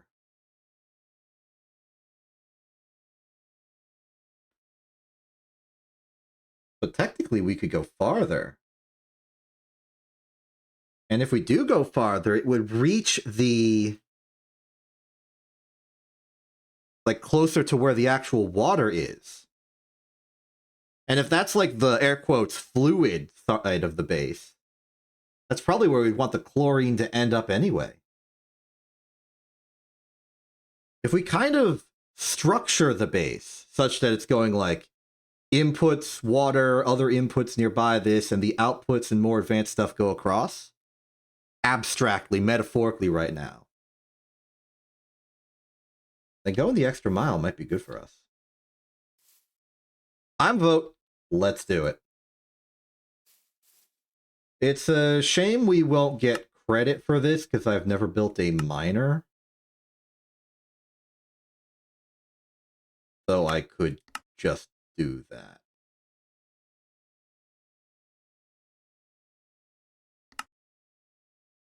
Anything complicated here? No, it's just some tin, steel, tin. Tin and steel and tin.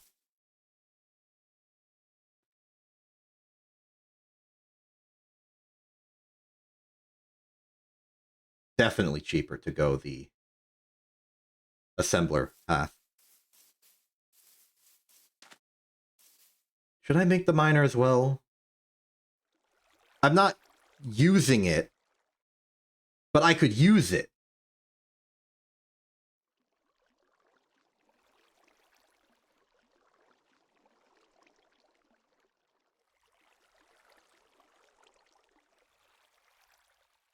It's gonna need another one of these, but we should have enough. Either we have enough circuits or we're one short.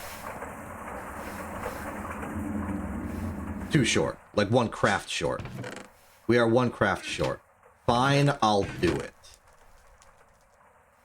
One. Two.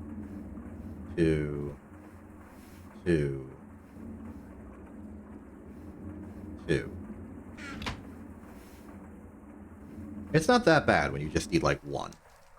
And it's low voltage or medium voltage. Those two combined with those three. Why did I make 5 of these? I only needed 3. My mind. It approximates wrong sometimes. Like right then. Okay. Starting over here. Let's see, 1, 2. 1, 2, 3, 4, 5, 6, 7, 8. Spend all of that. I don't know why I said 1, 2. The correct answer was 1, 2, 3, 4.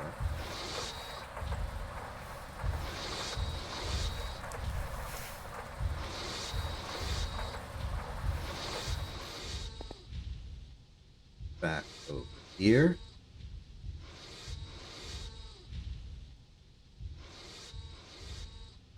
Third is quartz and brass. Nothing we haven't already solved today. It does feel nice when making these things is easier than your expectations. Though I would appreciate if my expectations were just right to begin with. It'd be a little less stressful.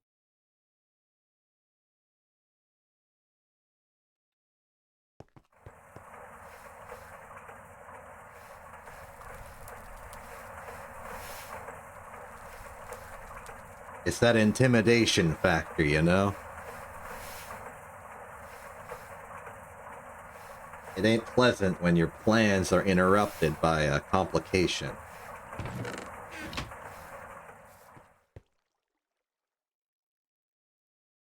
There we are. Okay, auto miner. We can now auto mine. A little bit. I don't care to do that right now. The hammer is fortunate. It has fortune on it. Okay, so these. The two that we're going to need are going to require huge tin item pipe. Some molten tin. Some steel and some more steel. Steel gear, fluid solidify. That's a lot of steel. That's on the order of like 4 ingots. Might be exactly 4, actually. So let's see here. 8, and then 6 plated, and then a bunch of tin. But then we need to account for the other thing, which is just 9 plated. So 1, 2, 3, 4, 5, 6, 7, 8. That's the gear. 6 plated. 1, 2, 3, 4, 5, 6. 1, 2, 3, 4, 5, 6, 7, 8, 9. 8 to be fluided. These are to be plated. Go in here. I already have the gear mold prepared. Thank you, past self. I think I needed it anyway for like the semi-fluid generator.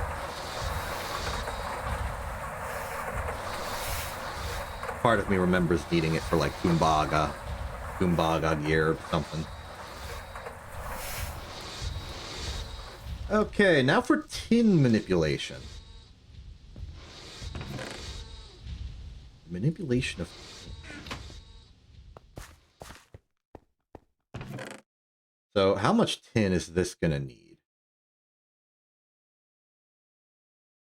I've already made an error. We are gonna need to craft that twice. to plate these as well. Okay, start with this. A pair of huge... Oh, you need double plate for that, huh? Or you need a huge pipe mold. Either way, huge tin is going to require 12 each. So we need 24 tin, 25 tin. 25 tin plus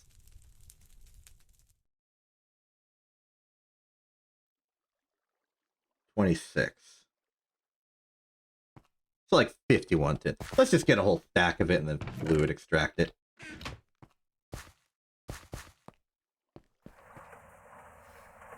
Alright, in you go.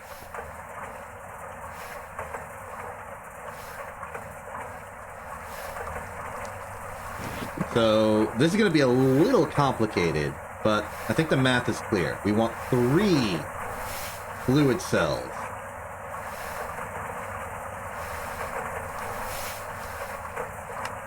The rest gets plated.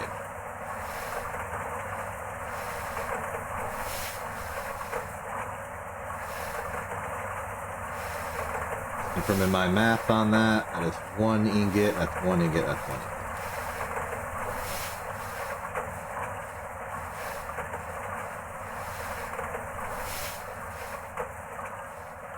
The first 12 I shall use for the large item pipes.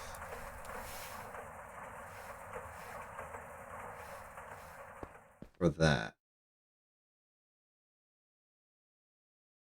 Hammer and wrench. There's our large tin item pipes. The rest of these then will have to be huge.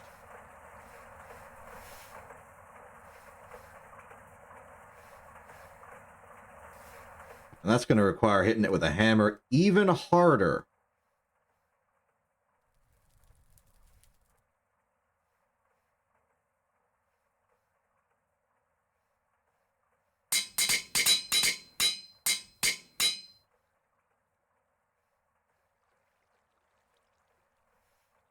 Put the wrench back. The huge. Excellent. We should have everything we need. So, starting with the LEDIP, circuit setting is 2. To prep the inventory, we're going to have to remove the currently inside polyethylene.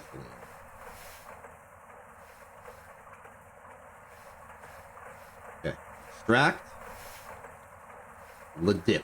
LEDIP circuit setting 2. The huge 6 plate and 2 gear.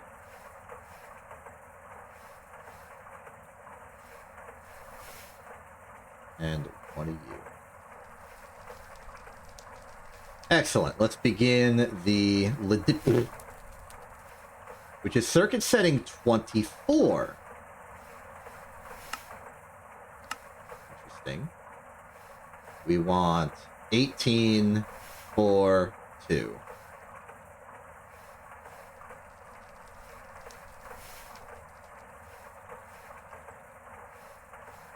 There it goes. Behold, the LEDIP.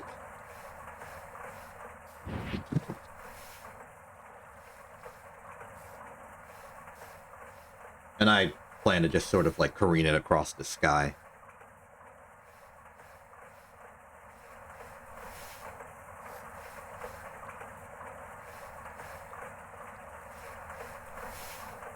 Take that off your hands.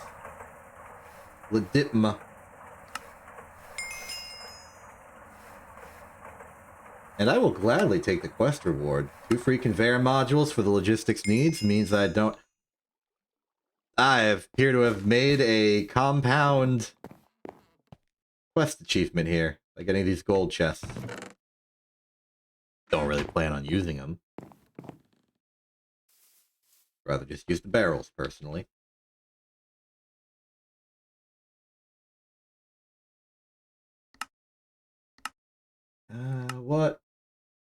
What would that be in?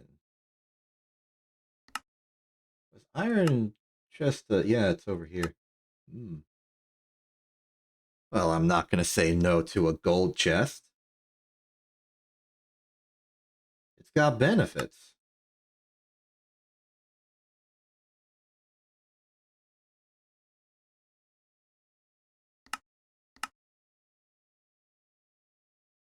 Okay, back to the cutting edge. The lid dip pipes should be ready to go, and they are. So we shall figure out how this works. It'll be our first big pipeline.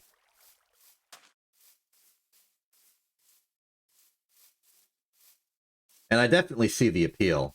For a pretty large initial investment, you are getting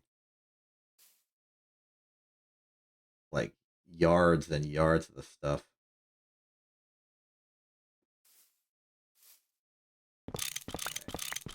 Forgo all of this for maximum convenience. I want this to be as direct a line as possible.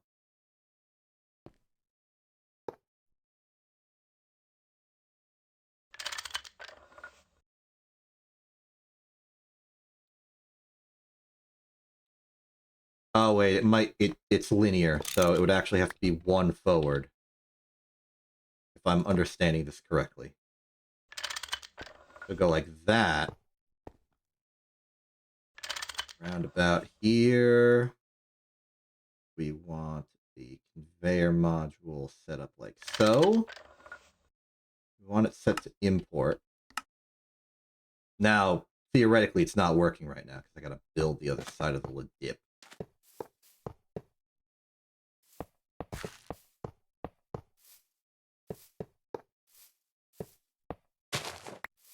Have a clear shot.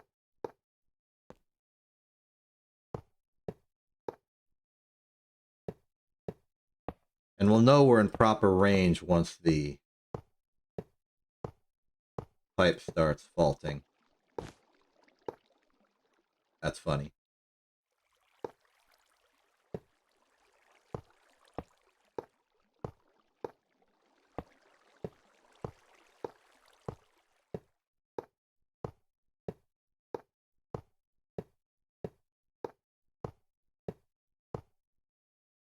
Okay. Minimum range of 4 chunks. We're now clear to go. My plan is to just sort of go to the other side of the factory and set up like a second floor type of shelving area to do the salt processing.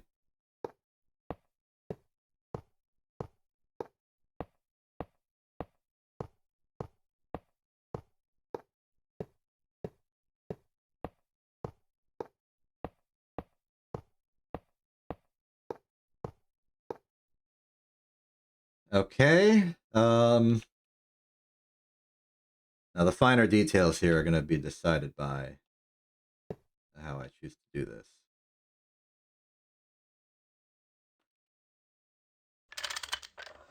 Okay. It's looking like an inn. There we are. And then just a new barrel.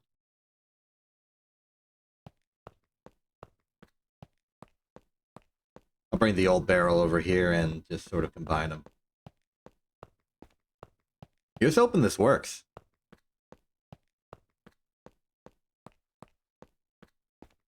Guess we'll find out when I walk over and see if the barrel is set up. How's the farm doing? As is. It's empty, so in between transfer nodes.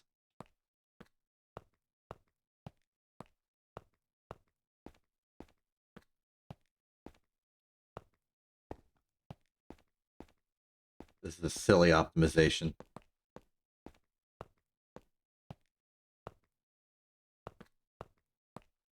What I should really do is get like I don't know if there is a sort of item repeller object.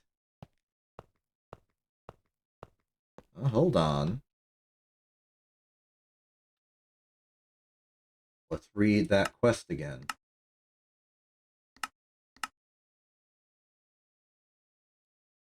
It could be the case that there's simply no items in the system. Like, it did a farming cycle.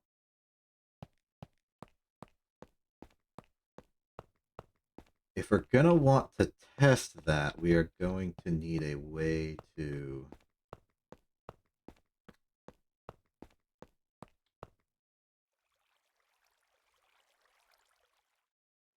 There's a way.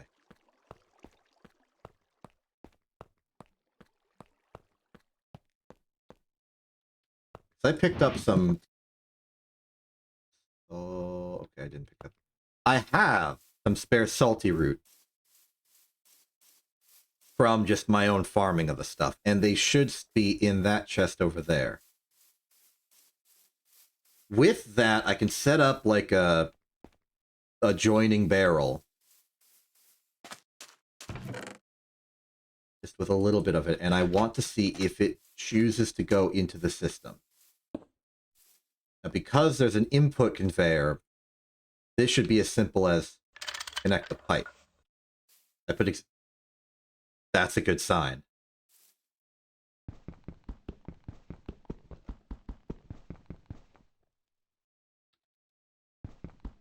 It's a very good sign.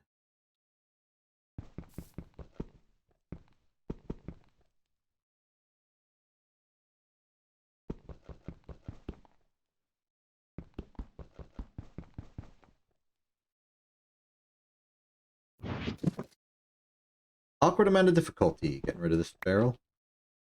Okay, so that's a good sign. So it's very likely that the only problem was indeed it was too new.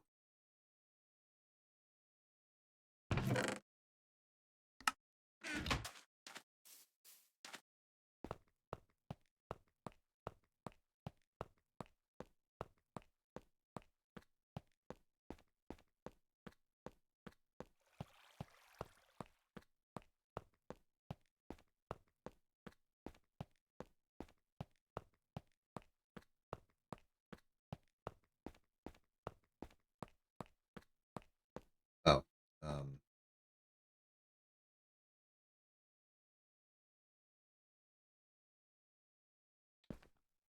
that's concerning.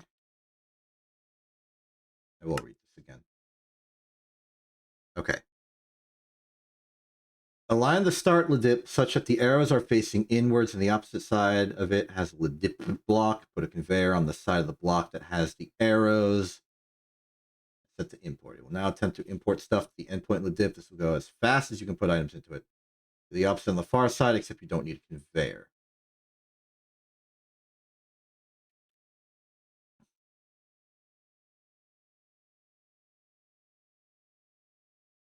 Maybe it doesn't support barrel, though that's an odd constraint.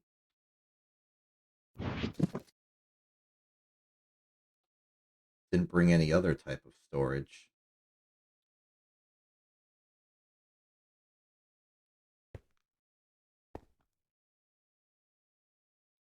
Maybe it would feel more comfortable if there was a item pipe in between.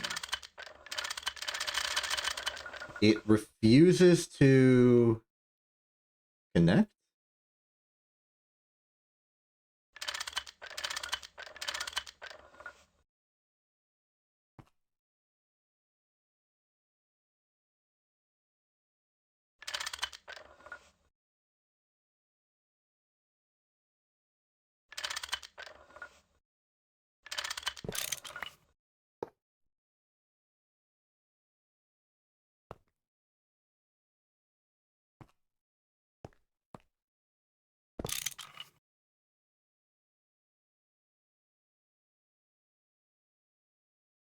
Okay, all of this is looking correct right now. Pipeline output is this side.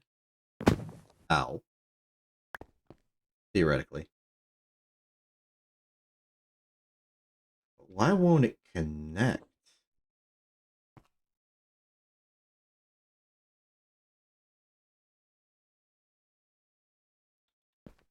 Maybe I've made some fault in logic.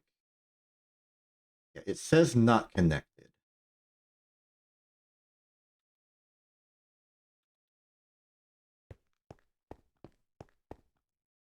We'll head back to the other side and see what happened.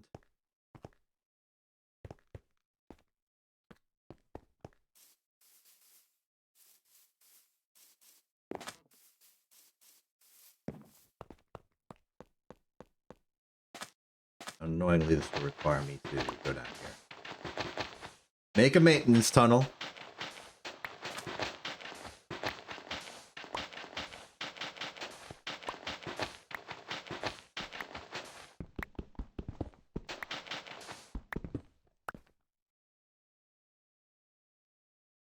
You say you're connected to output.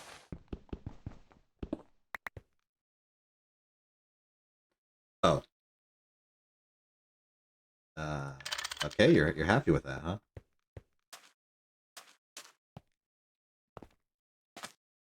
New question. Is this unnecessary now? I'd love to test it, but you can't manually put in things. But if it's just operating off of, like, basic GregTech logistics nonsense, I have to imagine that that's fine. It's also made me realize that I may not have needed to put a pump on every single coke oven, and instead just put one pump, like, over here. If I'm interpreting that correctly.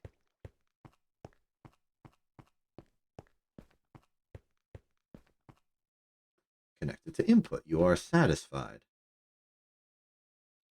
But perhaps you are still not satisfied with this arrangement.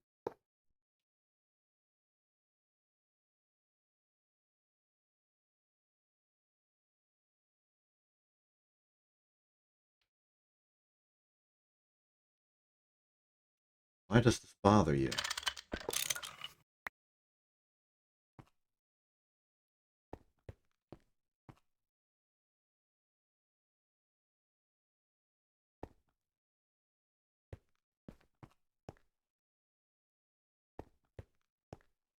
Okay, but you were satisfied. I'm losing hunger just walking back and forth testing this thing.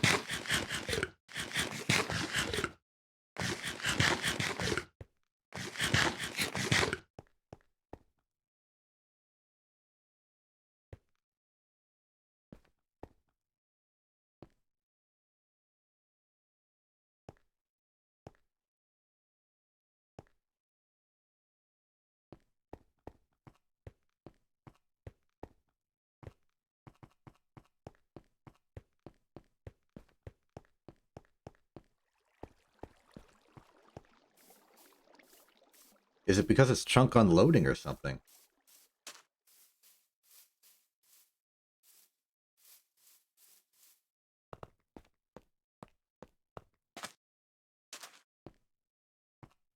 You are satisfied.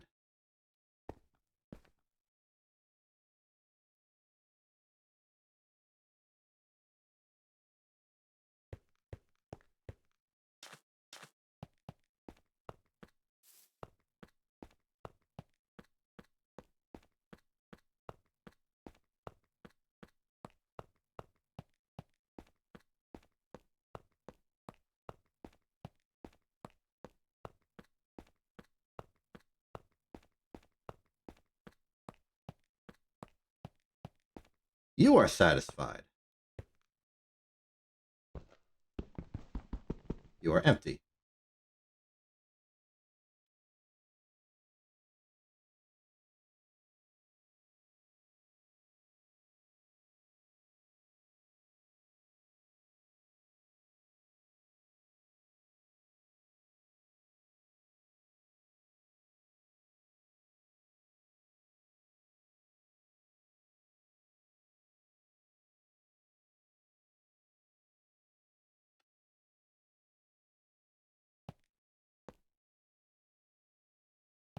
I'm going to run the experiment again. Trying a barrel with a stack of salty root in it, just to simulate an input.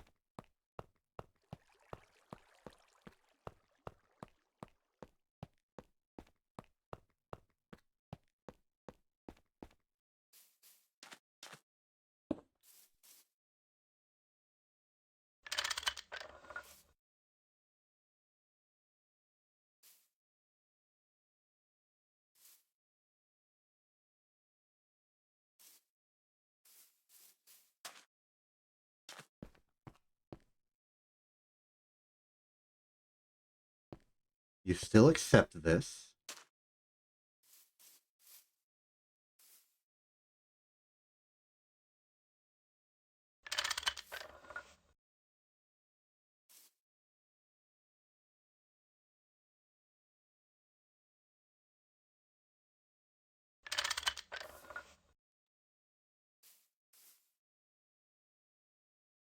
Perhaps I'm mistaken and we do need a conveyor module here.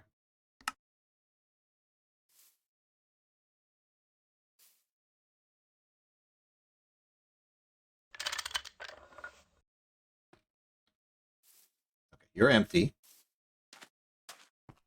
Which means that if the items are anywhere, it's gone out and it's now moving through the pipe network, which is to say instantaneously teleporting to the other side, because that's just how it be. I go over there. I expect to see that the barrel on the other end has a stack plus 7 salt root in it, or at least more than 7. Victory.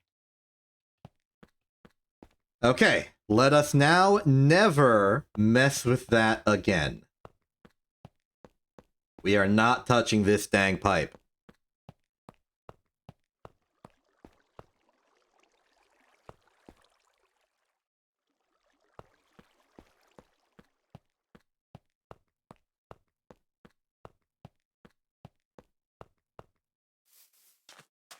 This definitively proven. We can leave the system to its systems. And get the heck out of here. And then we can start building the thing on the other side.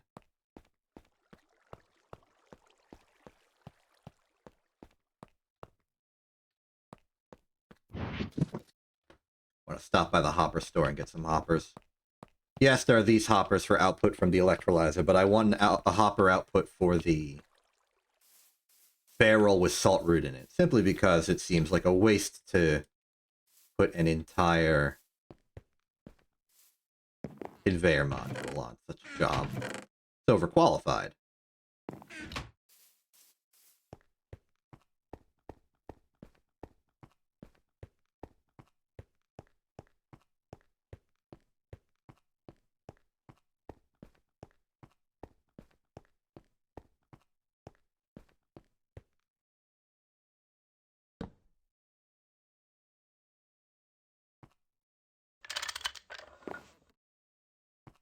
Okay, time to actually put in some of the machines for phase 2.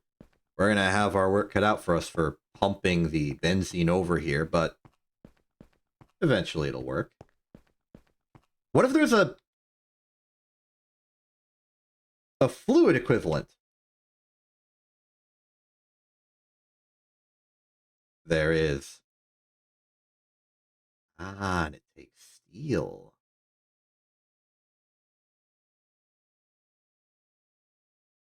Interesting. Where's the quest for that one? Oh, probably behind the automatic oil driller, yeah. Right there, waiting for me to do the basic pump for mining oil. Little does it realize I have no interest in mining oil. So, we'll have to do it ourselves with our 24 plastic fluid pipe. Insufficient. What's the furthest reach that benzene is taking right now? I think it's out here to the EBF. Okay. Let's start recycling.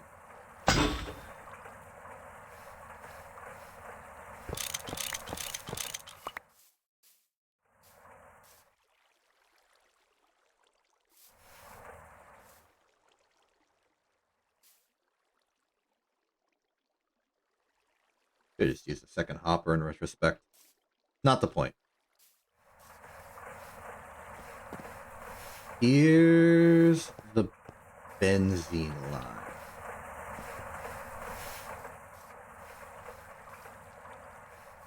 Based on the limitations involved, I'm going to...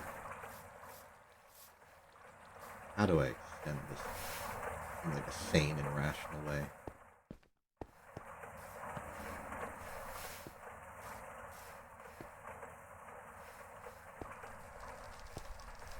I think the answer is to go down slightly, because I'm imagining the EBF, as I've always used it, either has one engine or four. When it's one, it's placed there. When it's four, it's placed there, there, there, and there. So if we want to circumvent that, we want to branch off from that, we would want to go below.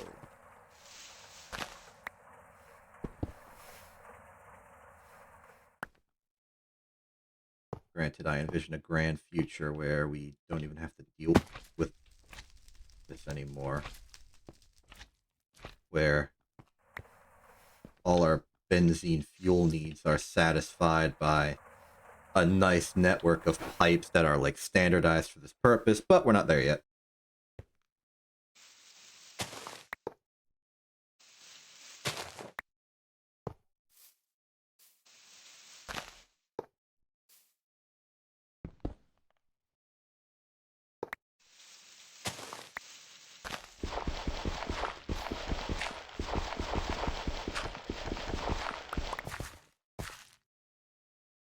My plan for right now is to use the underside of our great cobble platform as almost like this underground network of piping for the fuel. I want to do this for other liquids as well, though I'm not exactly sure how I'm going to have them all interact. Whether some level of fuel, like some fluid, is allocated for each vertical axis. Not vertical, each plane separate vertically. Like this is the benzene altitude. This could be like the oxygen altitude. I don't know if it's necessary to have that much allocated. But for right now, I'm just gonna pipe this along the bottom edge of this.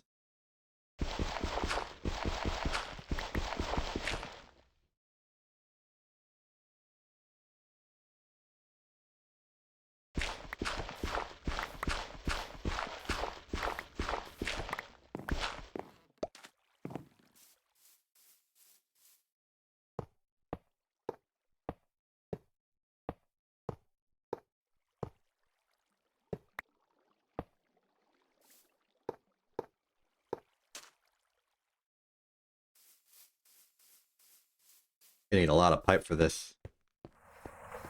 Let's get the polyethylene flowing then.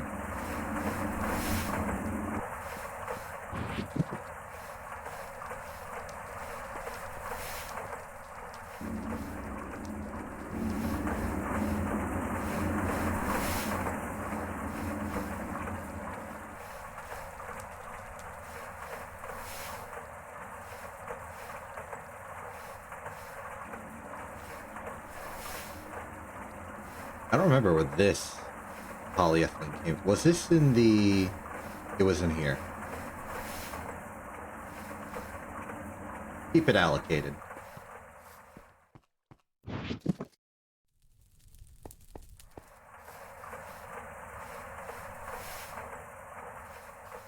Let's count out how many we need. We can put up the skeleton of the rest of the process in the meantime.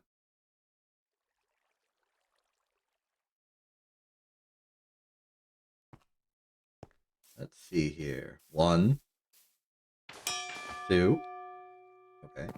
3, 4, 5, 6, 7, 8, 9, 10, 12, 13, 14, 15, 18, 19,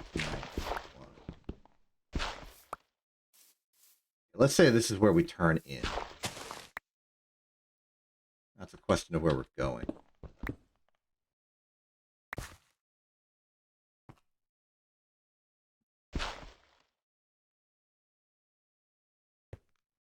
One, 2, 3, 4, 5, 6, 7, 8, 9, 30, 32.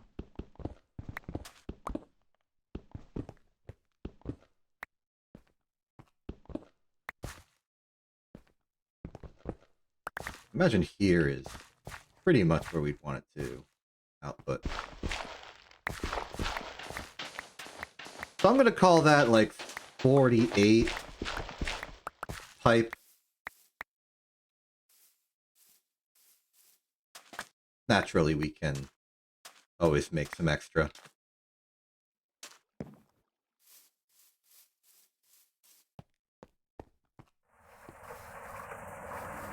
But even just putting those pipes down has probably put a... Oh no, we're almost at 1 million. I was worried we were going to drain through everything. Alright, let's do another pair of large steel.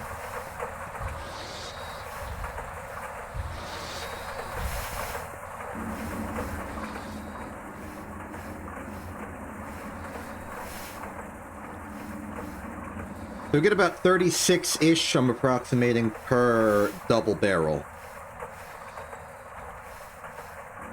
Not too bad.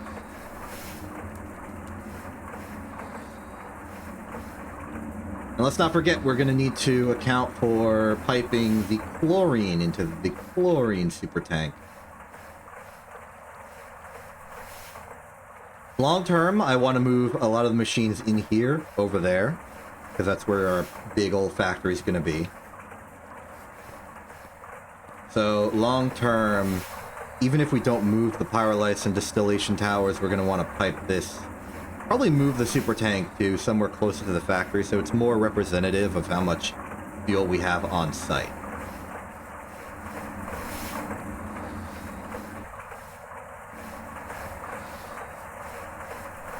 Another time, though.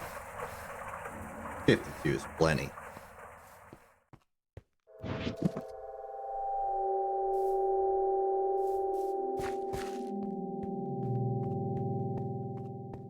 I think that's coming from the hollow interior of the EBF itself.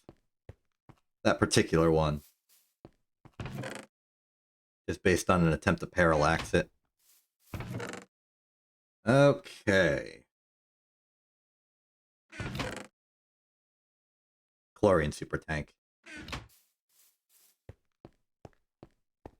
I just trust we'll want a lot of it.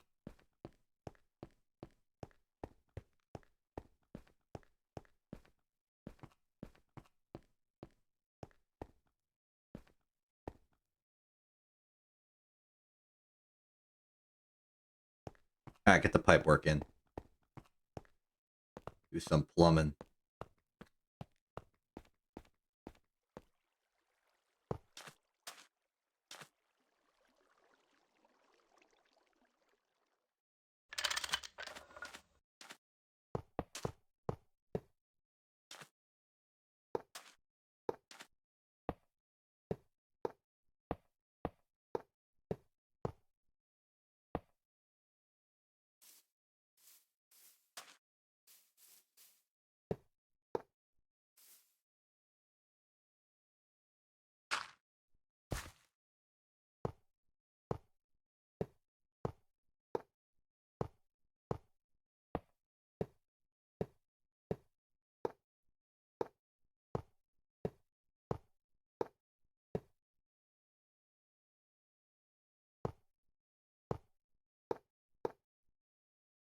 Okay, now we can put the floor back in.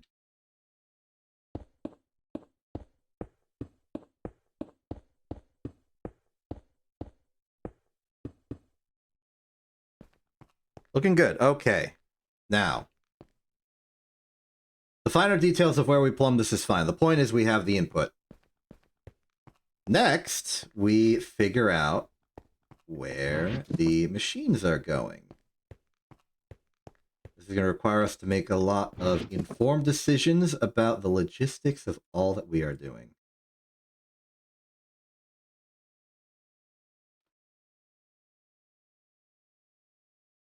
Am I one barrel short? Oh, right. I am using the second one to hold the thing temporarily. My mistake. Chemical bath is up first. The electrolyzer is going to split off from that directly. Need more space. Take the super pipes, the sand. Inventory is full of what we want. So the item logistics comes first. We will take this chemical bath. Will now become filled up with salty root.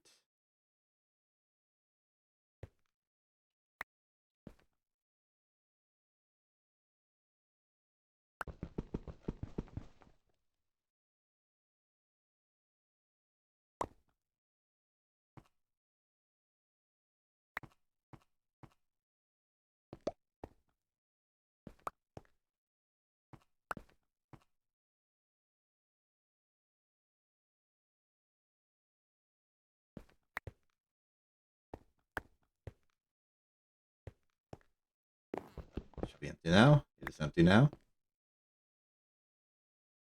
I would like to temporarily go up there just to assess the situation. Are you properly locked? I can't tell because the hopper's in the way and you're facing down.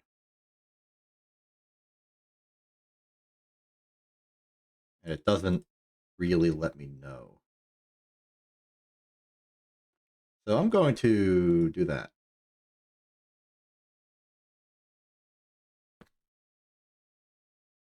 Okay, we're still good. I was worried that would cause the thing to disconnect. But no, we're fine. Okay, you're locked in salty root. We're getting salty root in there. Next, we need an input of water. The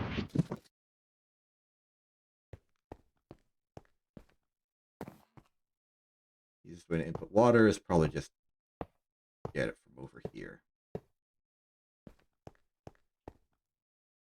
And just because this tank is pumping water over there, let's balance the load and get it from this tank.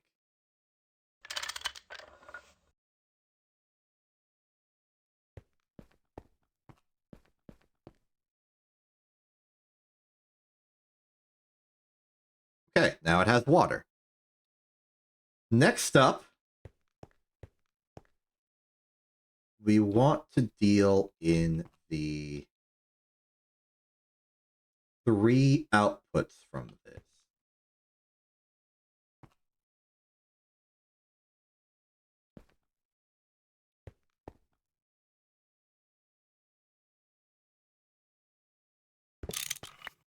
I'm thinking. I'm having opinions on how this is going. I want it to go like that now.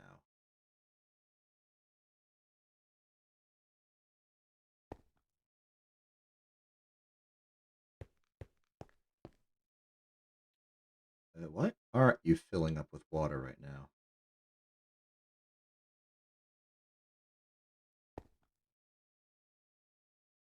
It's because it's matching your output facing.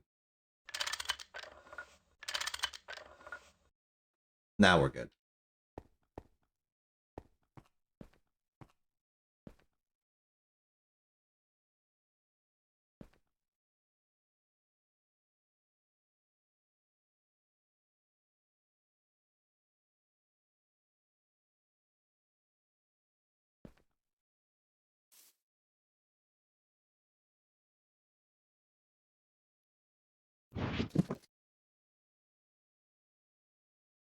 Deep contemplations. Deep, deep contemplations. I think I want the water to input on the top.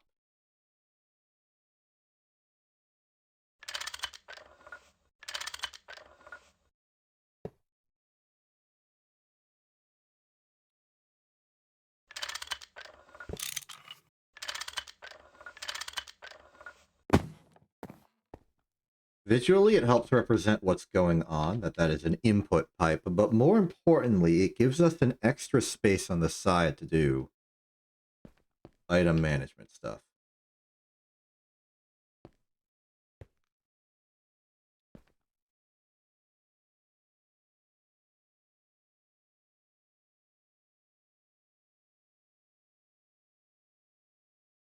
Power distribution to this thing is going to be a mess.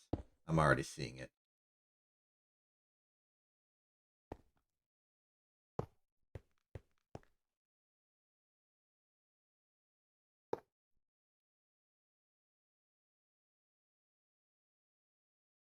That's the final thing we want.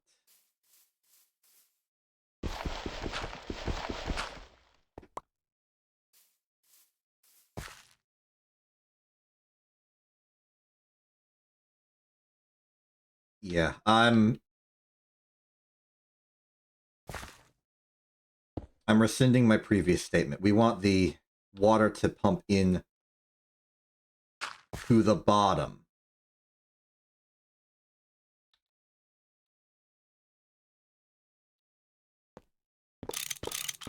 I'm going to power all of these machines from the top just to get the power supply system and problems as far away from the hoppers beneath as possible. The hoppers beneath will be facing this way, and the end result was that we should have a lovely little trinity of barrels. Sodium, potassium, saltpeter.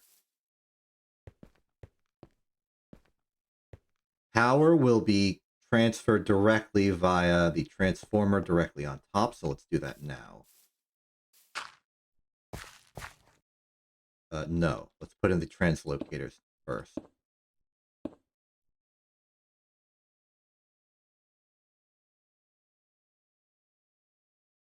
In order to get a demonstrative sample of the... Where's my battery? There it is. I'm going to run this now. I just want samples of the materials to put into the filter slots of the translocators. 1 and 2 odds. Come on, give me those 1 and 2 odds, please.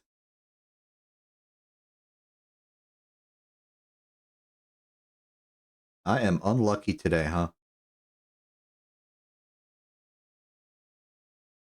Oh, that was an unlucky roll. But that's fine and acceptable. Just oh, there it is. Excellent. So, unpower this. Yep, you're stalling. That's okay. What's important is that we have a saltpeter filter there, a rock salt filter there, and a salt filter here. Now we can go boop, boop, bop. And this should now essentially function. We should expect salt to go in here, salt... Actually, I forget which direction. It was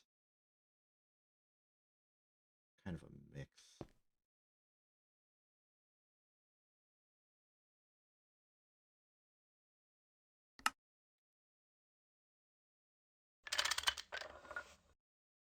Are we good?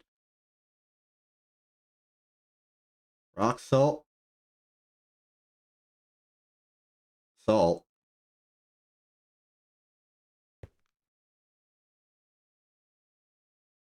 Salt. Saltpeter. Rock salt.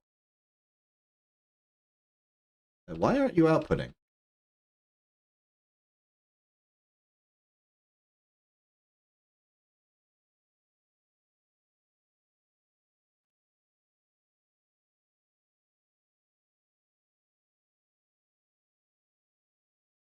Output is this way as expected. What's the problem?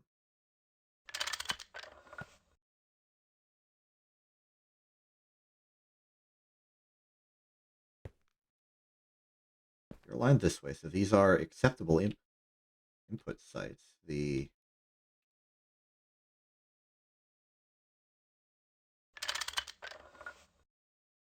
Okay, I think it was a machine-facing problem. Okay. Yep, you're salt. You're rock salt. You are saltpeter. Okay. Stop draining my bat. Oh, it's completely drained. Okay. Can't do any more tests until that's resolved, but that will be resolved shortly. Boop, boop, boop. That's our water supply. We could theoretically optimize this, but I don't care.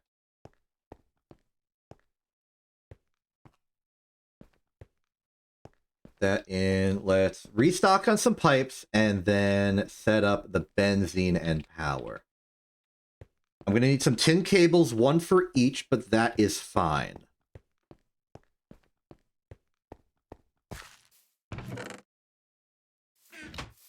I believe I prepared some earlier. Yes, I did. So we just need the pipes. Yes, the pipes. Only 23.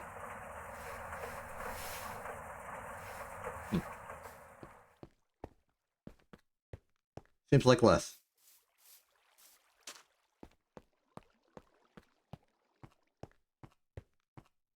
Proud of that little trick I did. All right. Time for the power distribution. Little technical. But the basic idea is that this downstepping low voltage transformer will split. It is currently in step down mode, which is desired.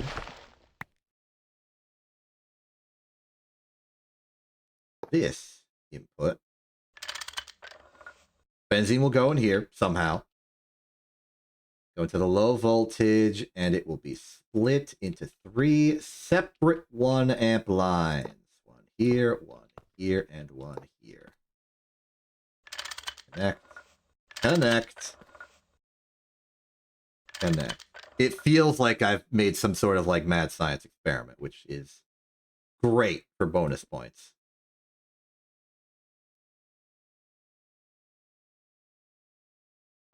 As far as the exact place I'm upputting the benzene, I think I should move it to the side. Fortunately, the side is redundant up the back here. So don't.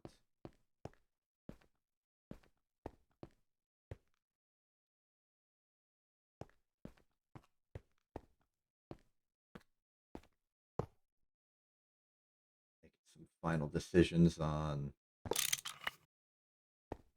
the exact routing of this. There. Walking clearance underneath, and then we're going to go straight up. And I need to be careful with this because I still need to output the chlorine somehow. Plan for the chlorine is to go over... We can go... No, it's fine. We can go over like this.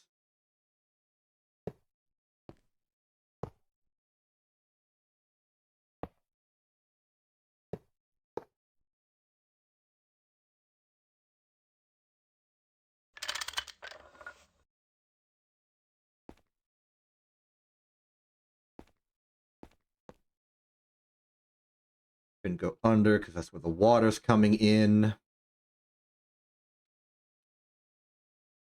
And this is about as good as we could do anyway.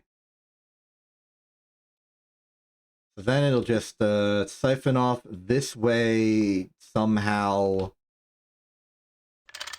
There it goes. Meanwhile, the benzene shall hop over here. Game's chugging.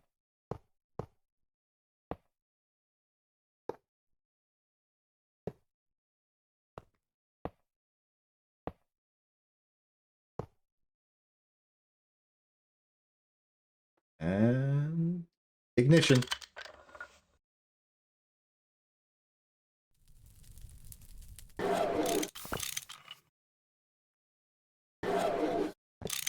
What has gone wrong? What has gone wrong?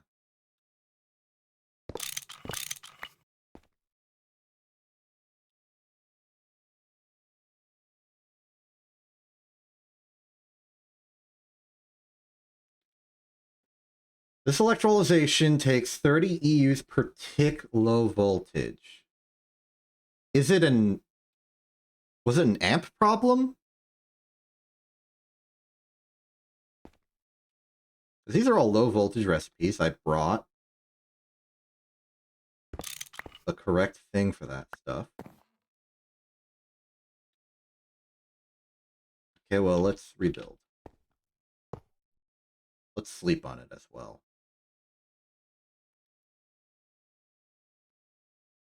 It wasn't a voltage problem. If it was a voltage problem, something would have blown up. And it doesn't make sense. I'm using a transformer in step-down mode.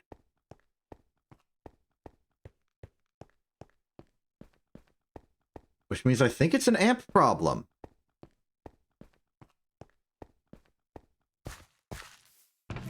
Okay, ditch these, get some 2x, I guess. Don't have enough 2x. I made extra tin earlier, right? Yes, I did. How's about we fluid these back around, make them into ingots, make some 2x cable out of some of it.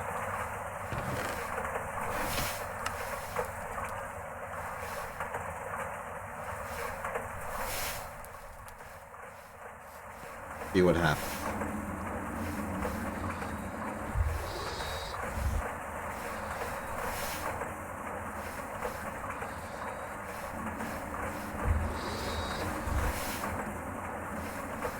That was a medium voltage. It was doing step-down mode in the transformer. Everything should have been correct. So I have to assume it was an amp problem.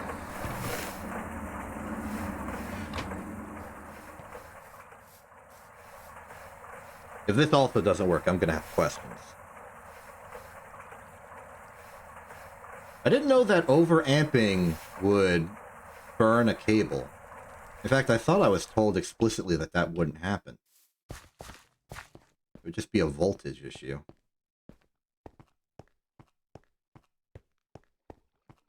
Unless I accidentally wrenched it in a different... Maybe it just got put into the wrong mode?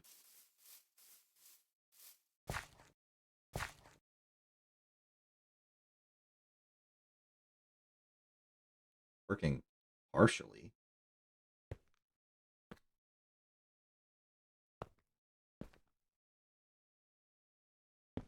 Cable's still at it.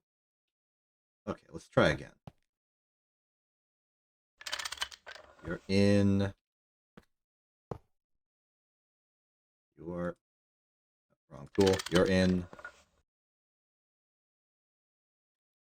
And you are in.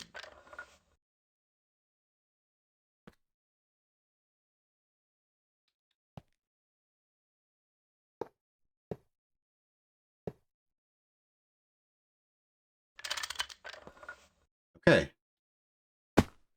Power set up to everything.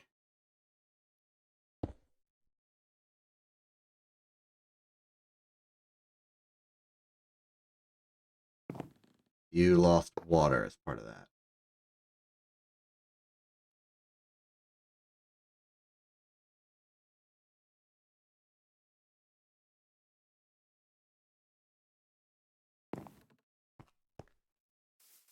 I think we're good. I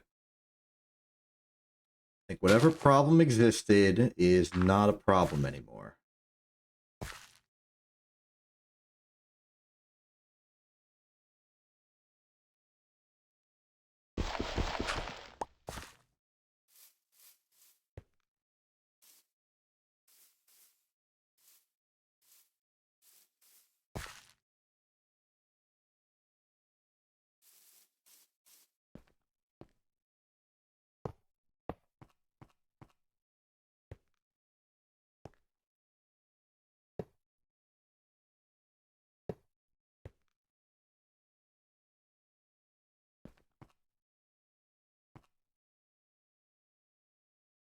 Oh, I forgot about fluid auto output. There we go. And you too.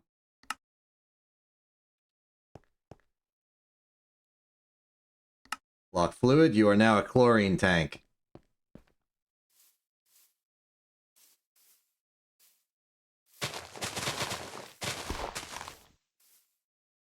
Okay. We're making chlorine.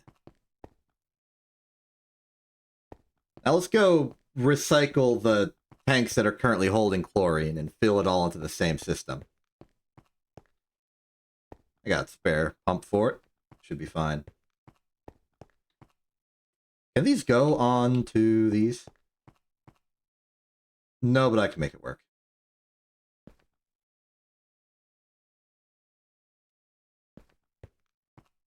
This is going to be a trial. Well, how about we just accept and void these? Yeah, congratulations, you've been voided. Have a nice day. Nice. So now we're making, with our salt supply, and I did transfer over the salt, yes. This nice little setup here is making us some infinite sodium, infinite potassium, infinite saltpeter, infinite chlorine. We are well on our way to stuff. Oops. We are about to stall on thing in a second. I gotta fix that.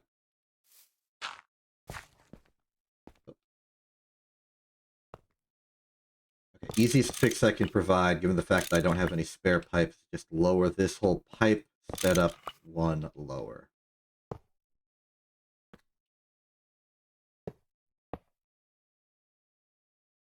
Go. You go.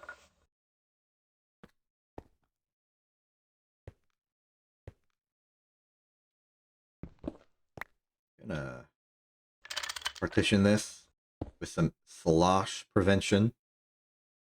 So if benzene goes in here, it will stay in here. Kind of an impromptu buffer. But the system is underway. And just like that, a salt farm over here being processed way over here. I like it. Now you may be wondering why I put the super tank here and why I've made this arrangement. It's because I want to sort of make an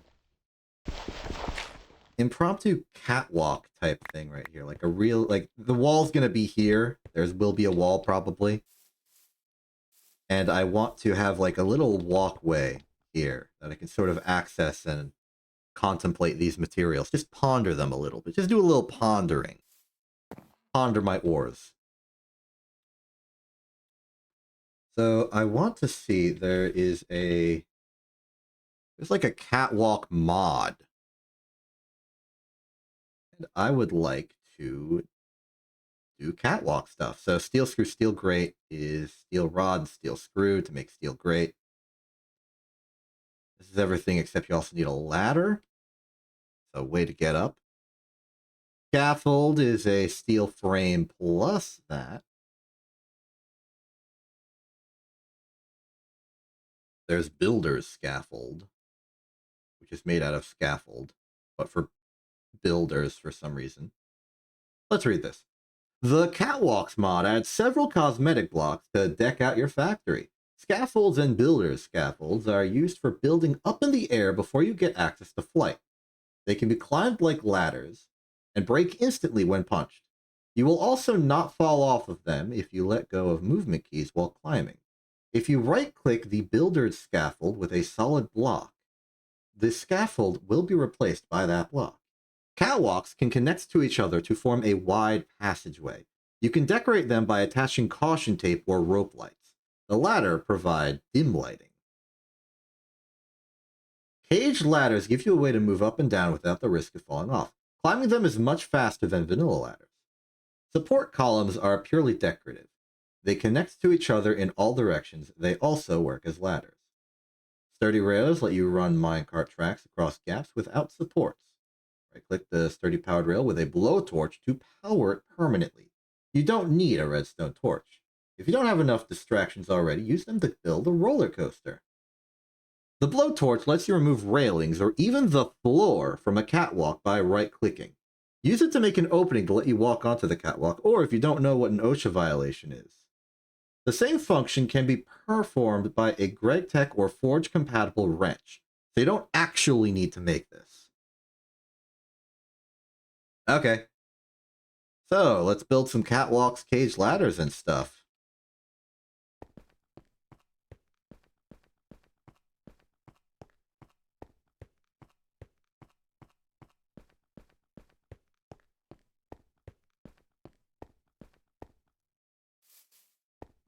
Over here to, wrong chest, deposit our newly acquired pumps. So, we're gonna need a handful of steel. Oop, way too much steel. That we need to turn into rods and screws. Oh, I can certainly do that. Checking the ratios. Have I ever built a ladder?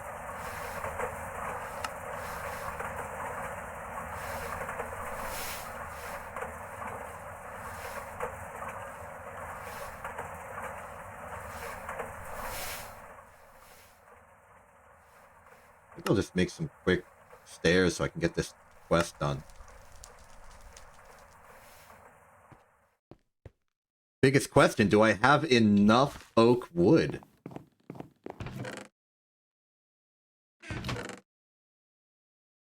That's pine.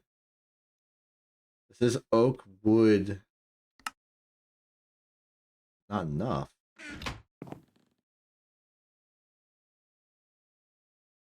What a funny situation I am in.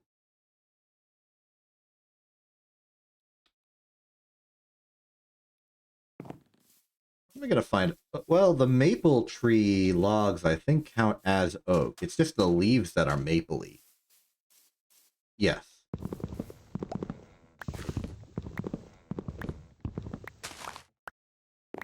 So this will be 12 just in hand, and that will be enough to make 2 crafts.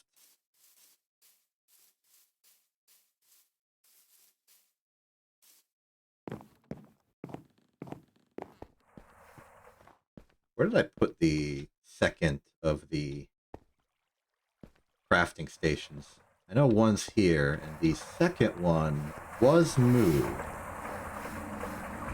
But I don't know where to. I know at the time it was moved to the wall of tools and stuff, so I could do the work, the maintenance hatch. But it's been a while since then, and I don't see it there. So I don't know where it's gone.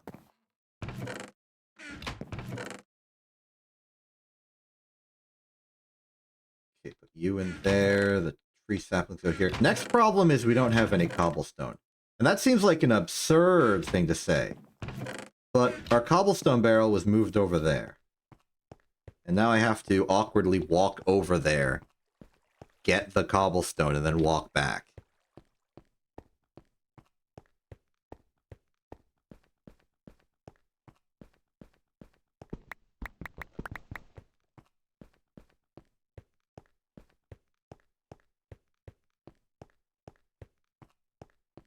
Big pipe.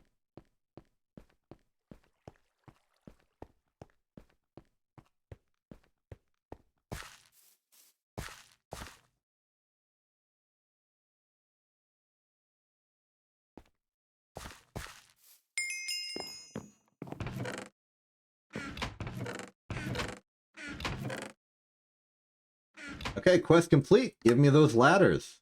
And other bonuses, like Suadero. Not yet eaten. I will get eaten it. Pretty good.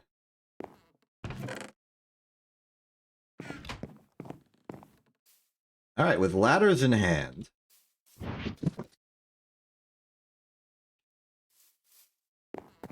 inventory management.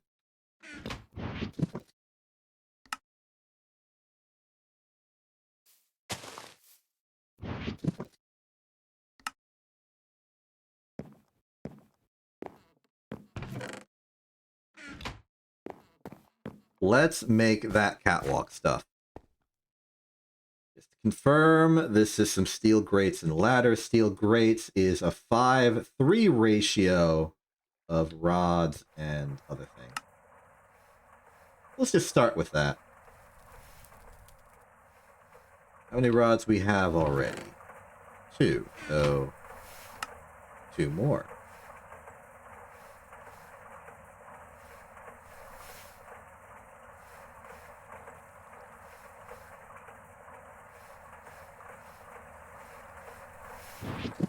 Ore management.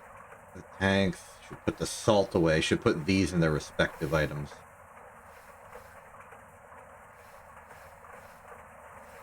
Much to be desired. Okay, and then steel screws. We have none, but we lathe these become screws.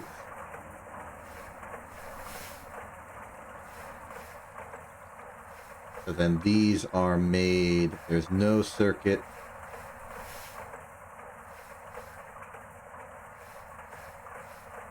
And with this, we can begin our career as a factory person.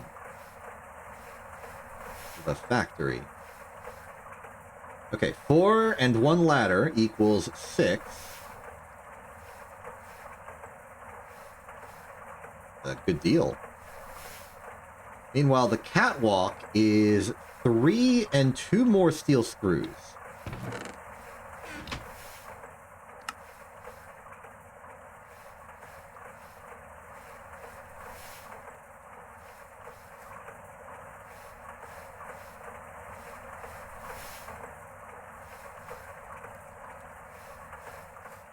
How about we just go for the full 4?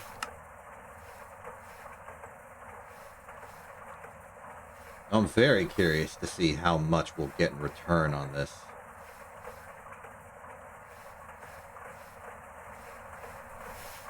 A perfect ratio.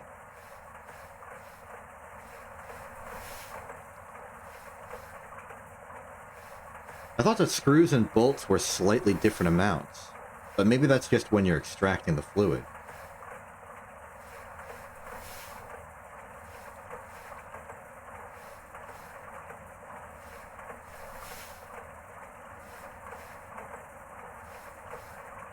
Okay.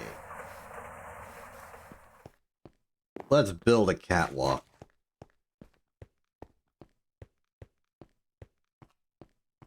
Finer details of where this starts and ends are mostly temporary. I just want to put it in place. All I know for certain right now is where it's going to be.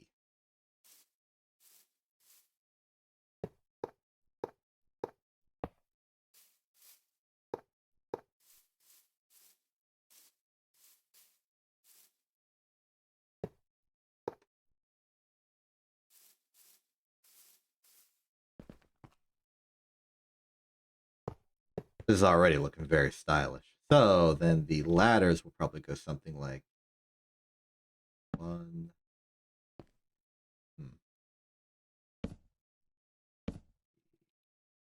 4.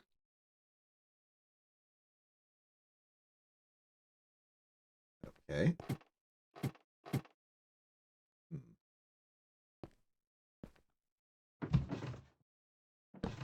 Part of me wanted to put them against the wall, but that might not be the play here.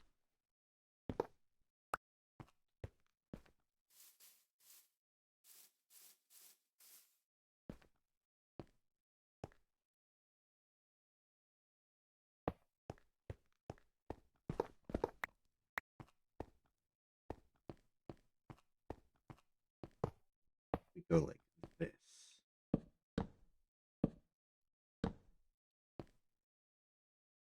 this for access.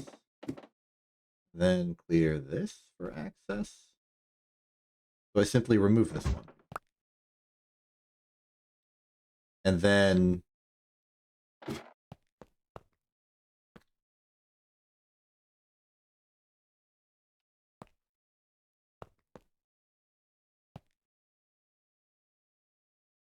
huh. Okay.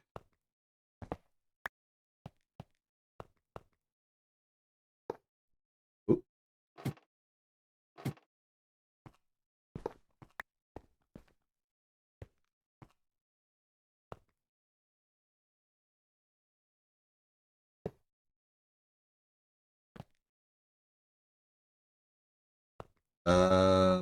No.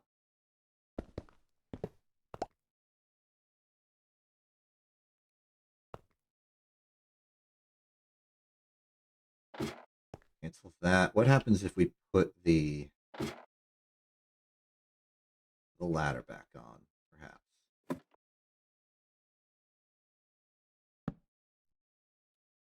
And then do this. Oh, ho, ho, ho! That's the ticket.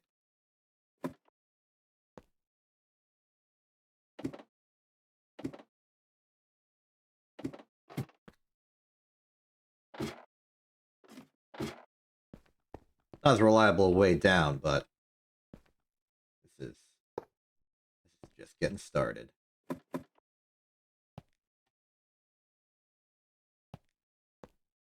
Ho, ho, ho, ho. I'm getting it. I understand. Now I can go up here and I can evaluate the goods, and they are good. Bit of a tight fit of a corridor, and we can't even jump off or over.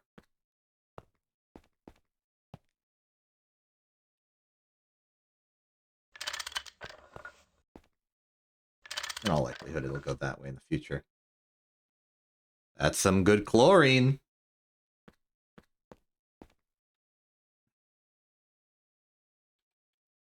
How far can I sequence out of here?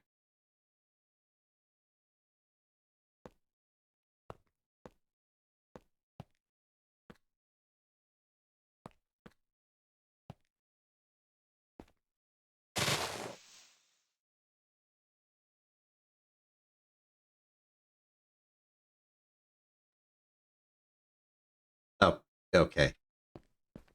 Ill-advised, perhaps.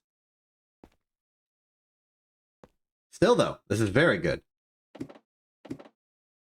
Now we need to start actually considering a wall here, because this catwalk just sort of sitting openly is a little unstylish.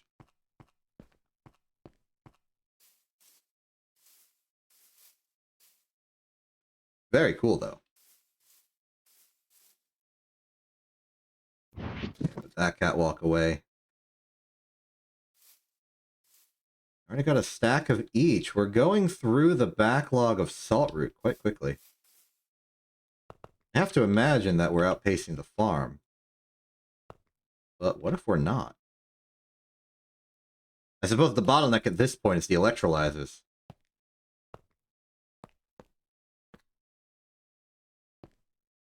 Especially must be the case considering it is the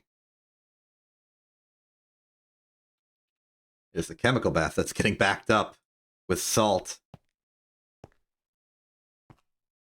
Meanwhile, rock salt is faster and we get less of it. On average. We're going to start exploring wall options. This is going to be a major development.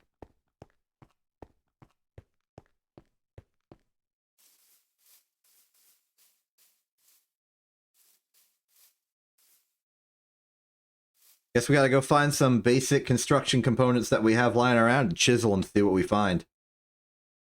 Figure out what's good.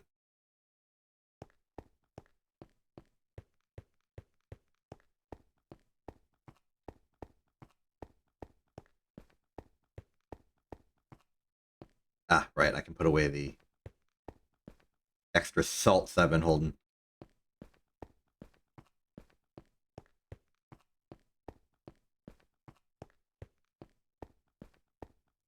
Okay, extra saltpeter goes there. The rock salt goes in this thing. Oh, it does 2 at a time. Right, that makes sense. 1 for the potassium, 1 for the chlorine. I almost tried to climb that ladder on the wrong side. Great, so chlorine exists. Next step in the great craft of what I'm trying to do is we combine...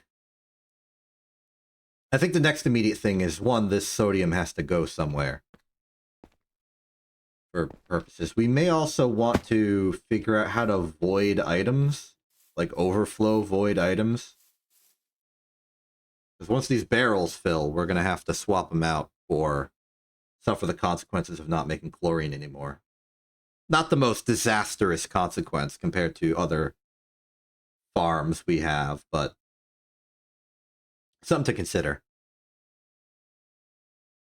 I know that there's like the super tank equivalent for items, like the super chest, and you can... That probably has the same sort of voiding power the super tank does.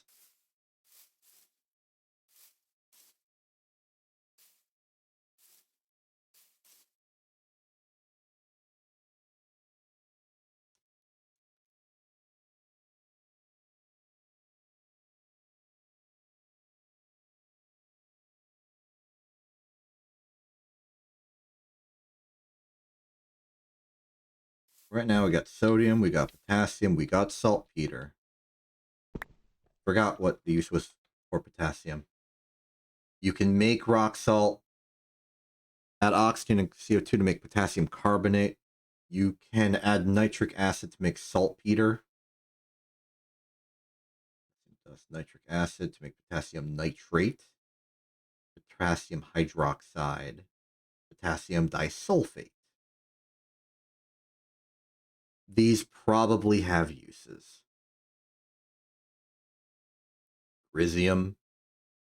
Uranium-based liquid fuel. That's pretty important for some people. Molten grizium, molten ancient granite. Mineral water. Appealing. Oh, there's the whole, like, knack thing.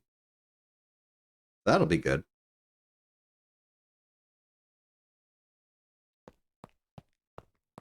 Back in there with you. But everything I am seeing is good for us.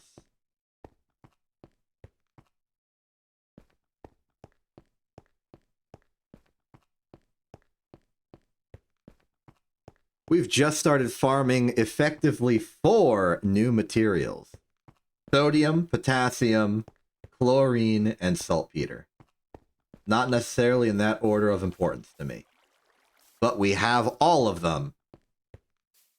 And we can do stuff with them. Next step is probably PVC.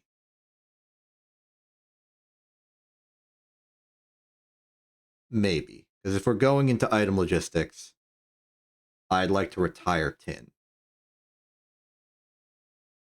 It's got better things to do.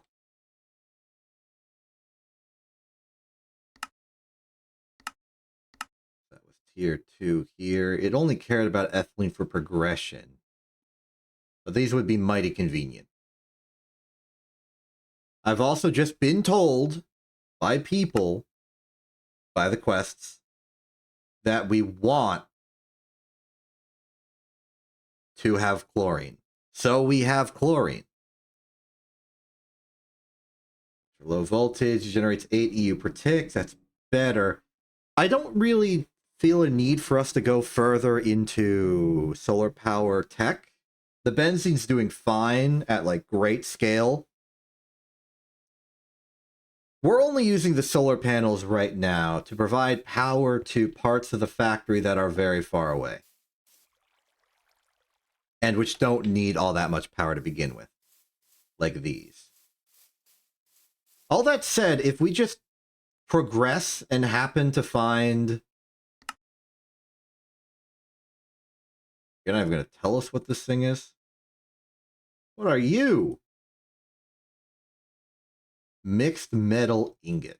That is iron, bronze, and zinc. Not that bad.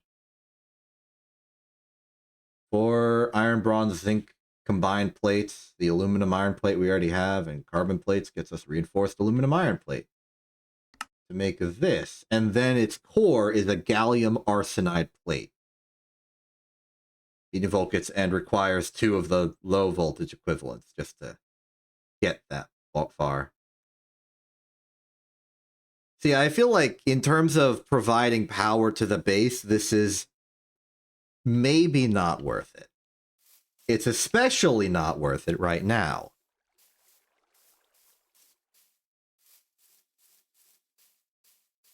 Though there could be advantages. Or need a roof somehow.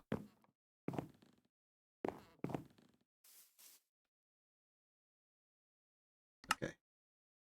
Lesser distraction. What does PVC need? Vinyl chloride is just a chemical reactor. Take ethylene, take HC.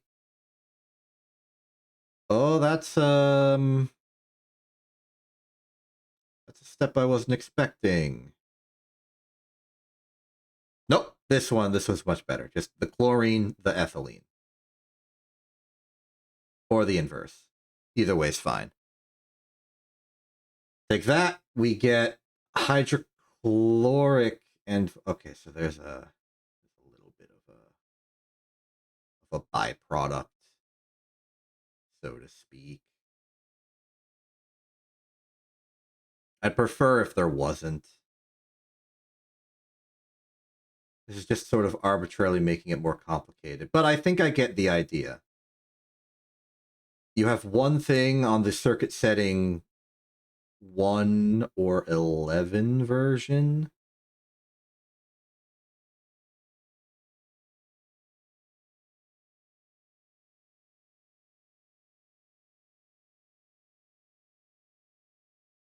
Yeah, let's say circuit setting 1.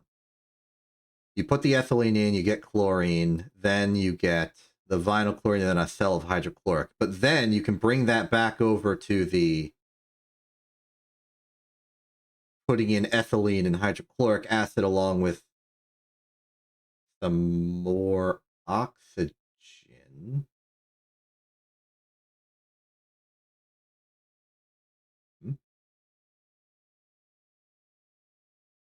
And then get more vinyl chlorine in a water output, I guess.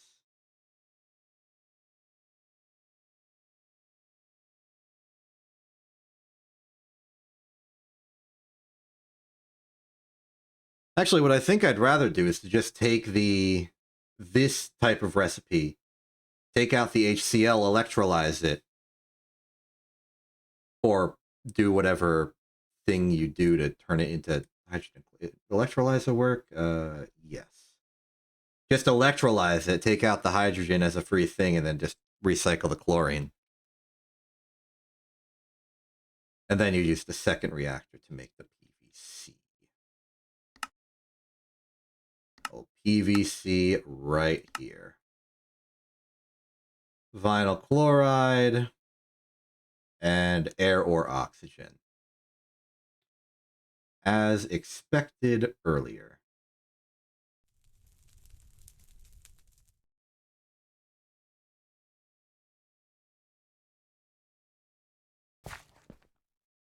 That'd be a good next step.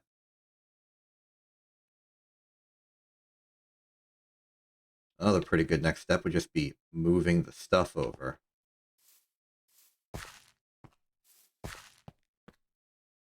Get this EBF somewhere nice. Pack up a lot of elements of the factory. Shove them over to where they're useful. Let the factory be larger.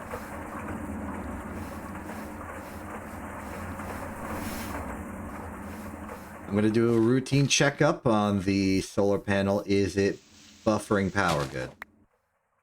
It's full. Love to see it.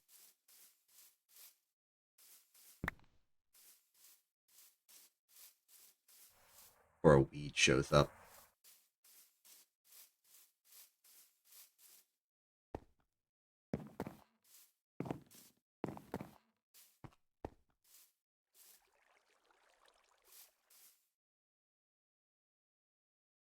Very good, very good. Okay.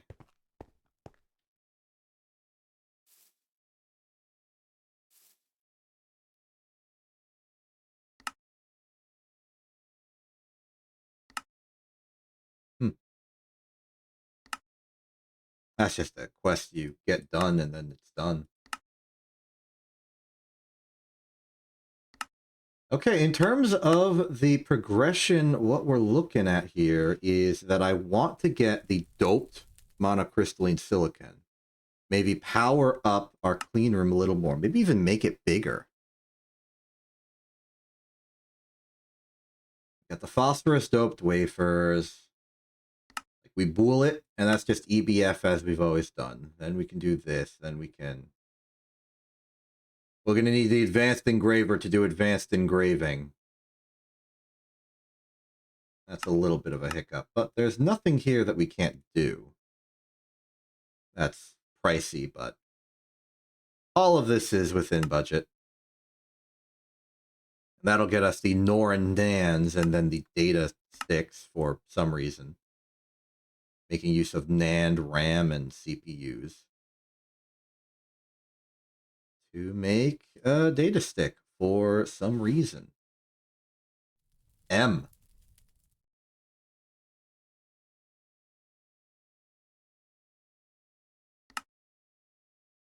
Outside of that, Moon still taunts me with its fact that it's right here, but this is for congratulations, you've been there.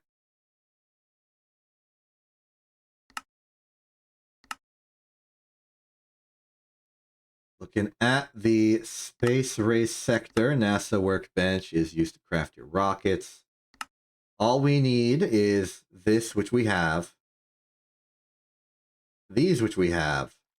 Hard wall is just concrete and energetic alloy. That's a metallurgy problem, which we can solve. Display is LV, tin screws, and this cover, which is aluminum, and the RGBY. Or I guess this might just be the light in general. Glass pane is fully functional. So we can make that display. We can easily make this. We can easily make the... Well, these are already made. This is already made. We can, with some metallurgy, make those. It's the robot arms that scare me.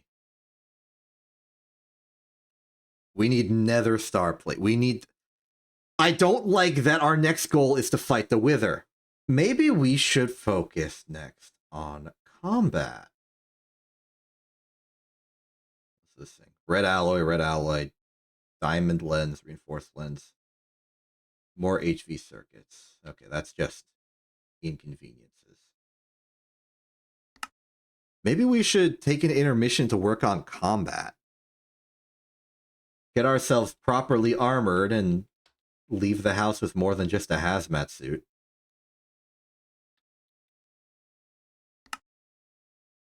We should focus on the without dying tier. Get all of these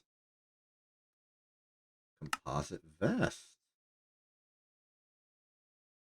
Combining the strength of advanced alloy plates with the steel chest plate makes your vest very durable. I have double the durability and increased armor points by 1.5. In terms of an armor to reach,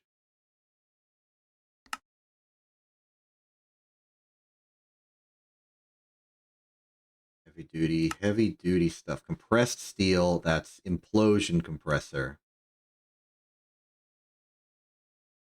Dynamite.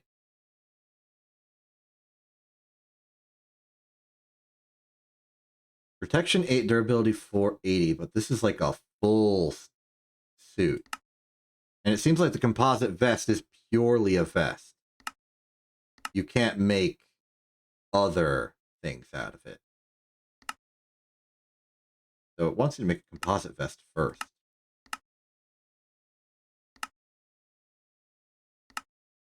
The dark, probably from dark steel. Yep, dark steel.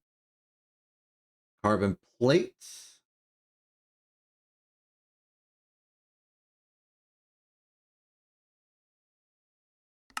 actually just about there. First parts you'll need for your beloved nano armor. Don't try to wear... Okay, so this is just a clothing-shaped item.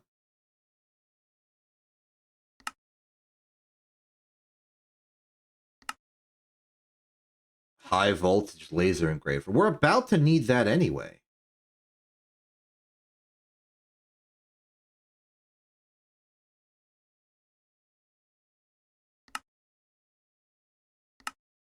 Oh, hey.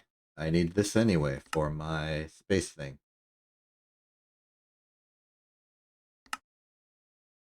Lapis plate. I can probably do that. Workstation heat exchanger. Saw those around. I can make that.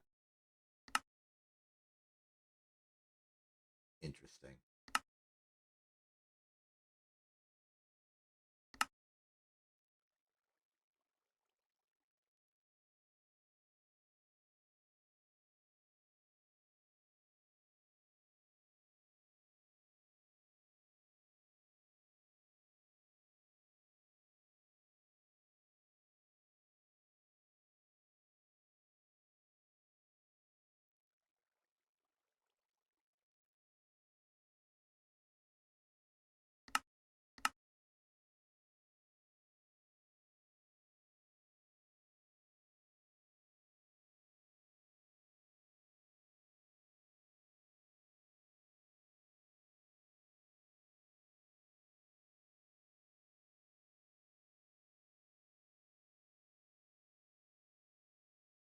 Looks like that's still the best way to make tanned leather.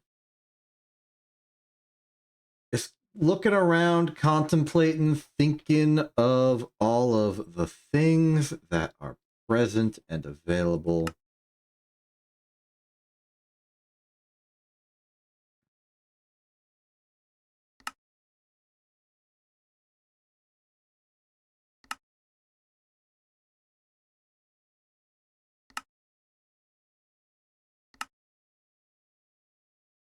Okay, so these give you, like, elemental benefits depending on which one you make. I didn't know that. But it seems like what we should do is just make some good armor.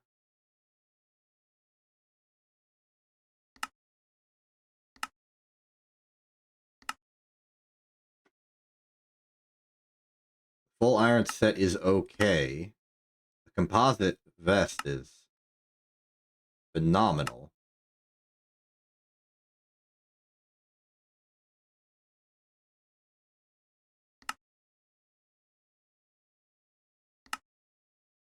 But why stop at iron when you can have steel?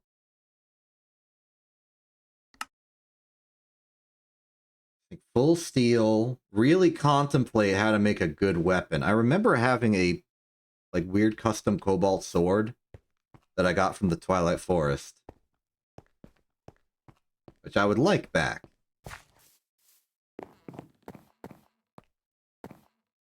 But yeah, combat improvements. Go fight the Wither skeletons. Summon the Wither. Destroy the Wither. Do the magic thing that lets me duplicate Nether Star stuff. Then I'll have the nether plates, and then it's just a big expensive thing to make the NASA workbench. And also we're going to need the implosion compressor anyway. So let's see what we need for that. Solid steel machine casing is simply steel and steel. Makes sense to me. Input out the implosion compressor itself is just more steel. Reinforced stone. Concrete on steel. 3 high voltage circuits, some gold cable, another machine casing in the middle. The regular things you come to expect, and as of course, always, source of explosives. But we have ways for that now.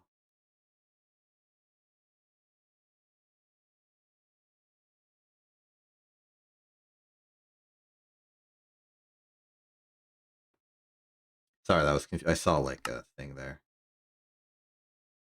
What is this? Oil cracking unit. Okay.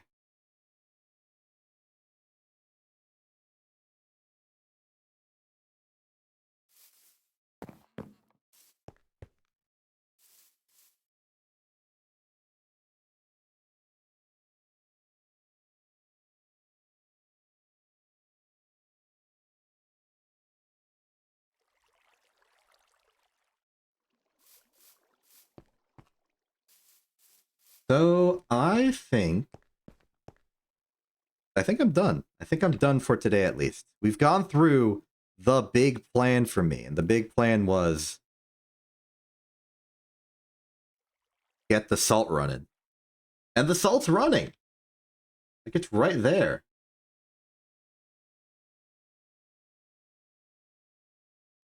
And now we got chlorine, and now I think I've run out of immediate plans, and I need to think of all of the ways we can go forward. Which one do I want to partition into one stream?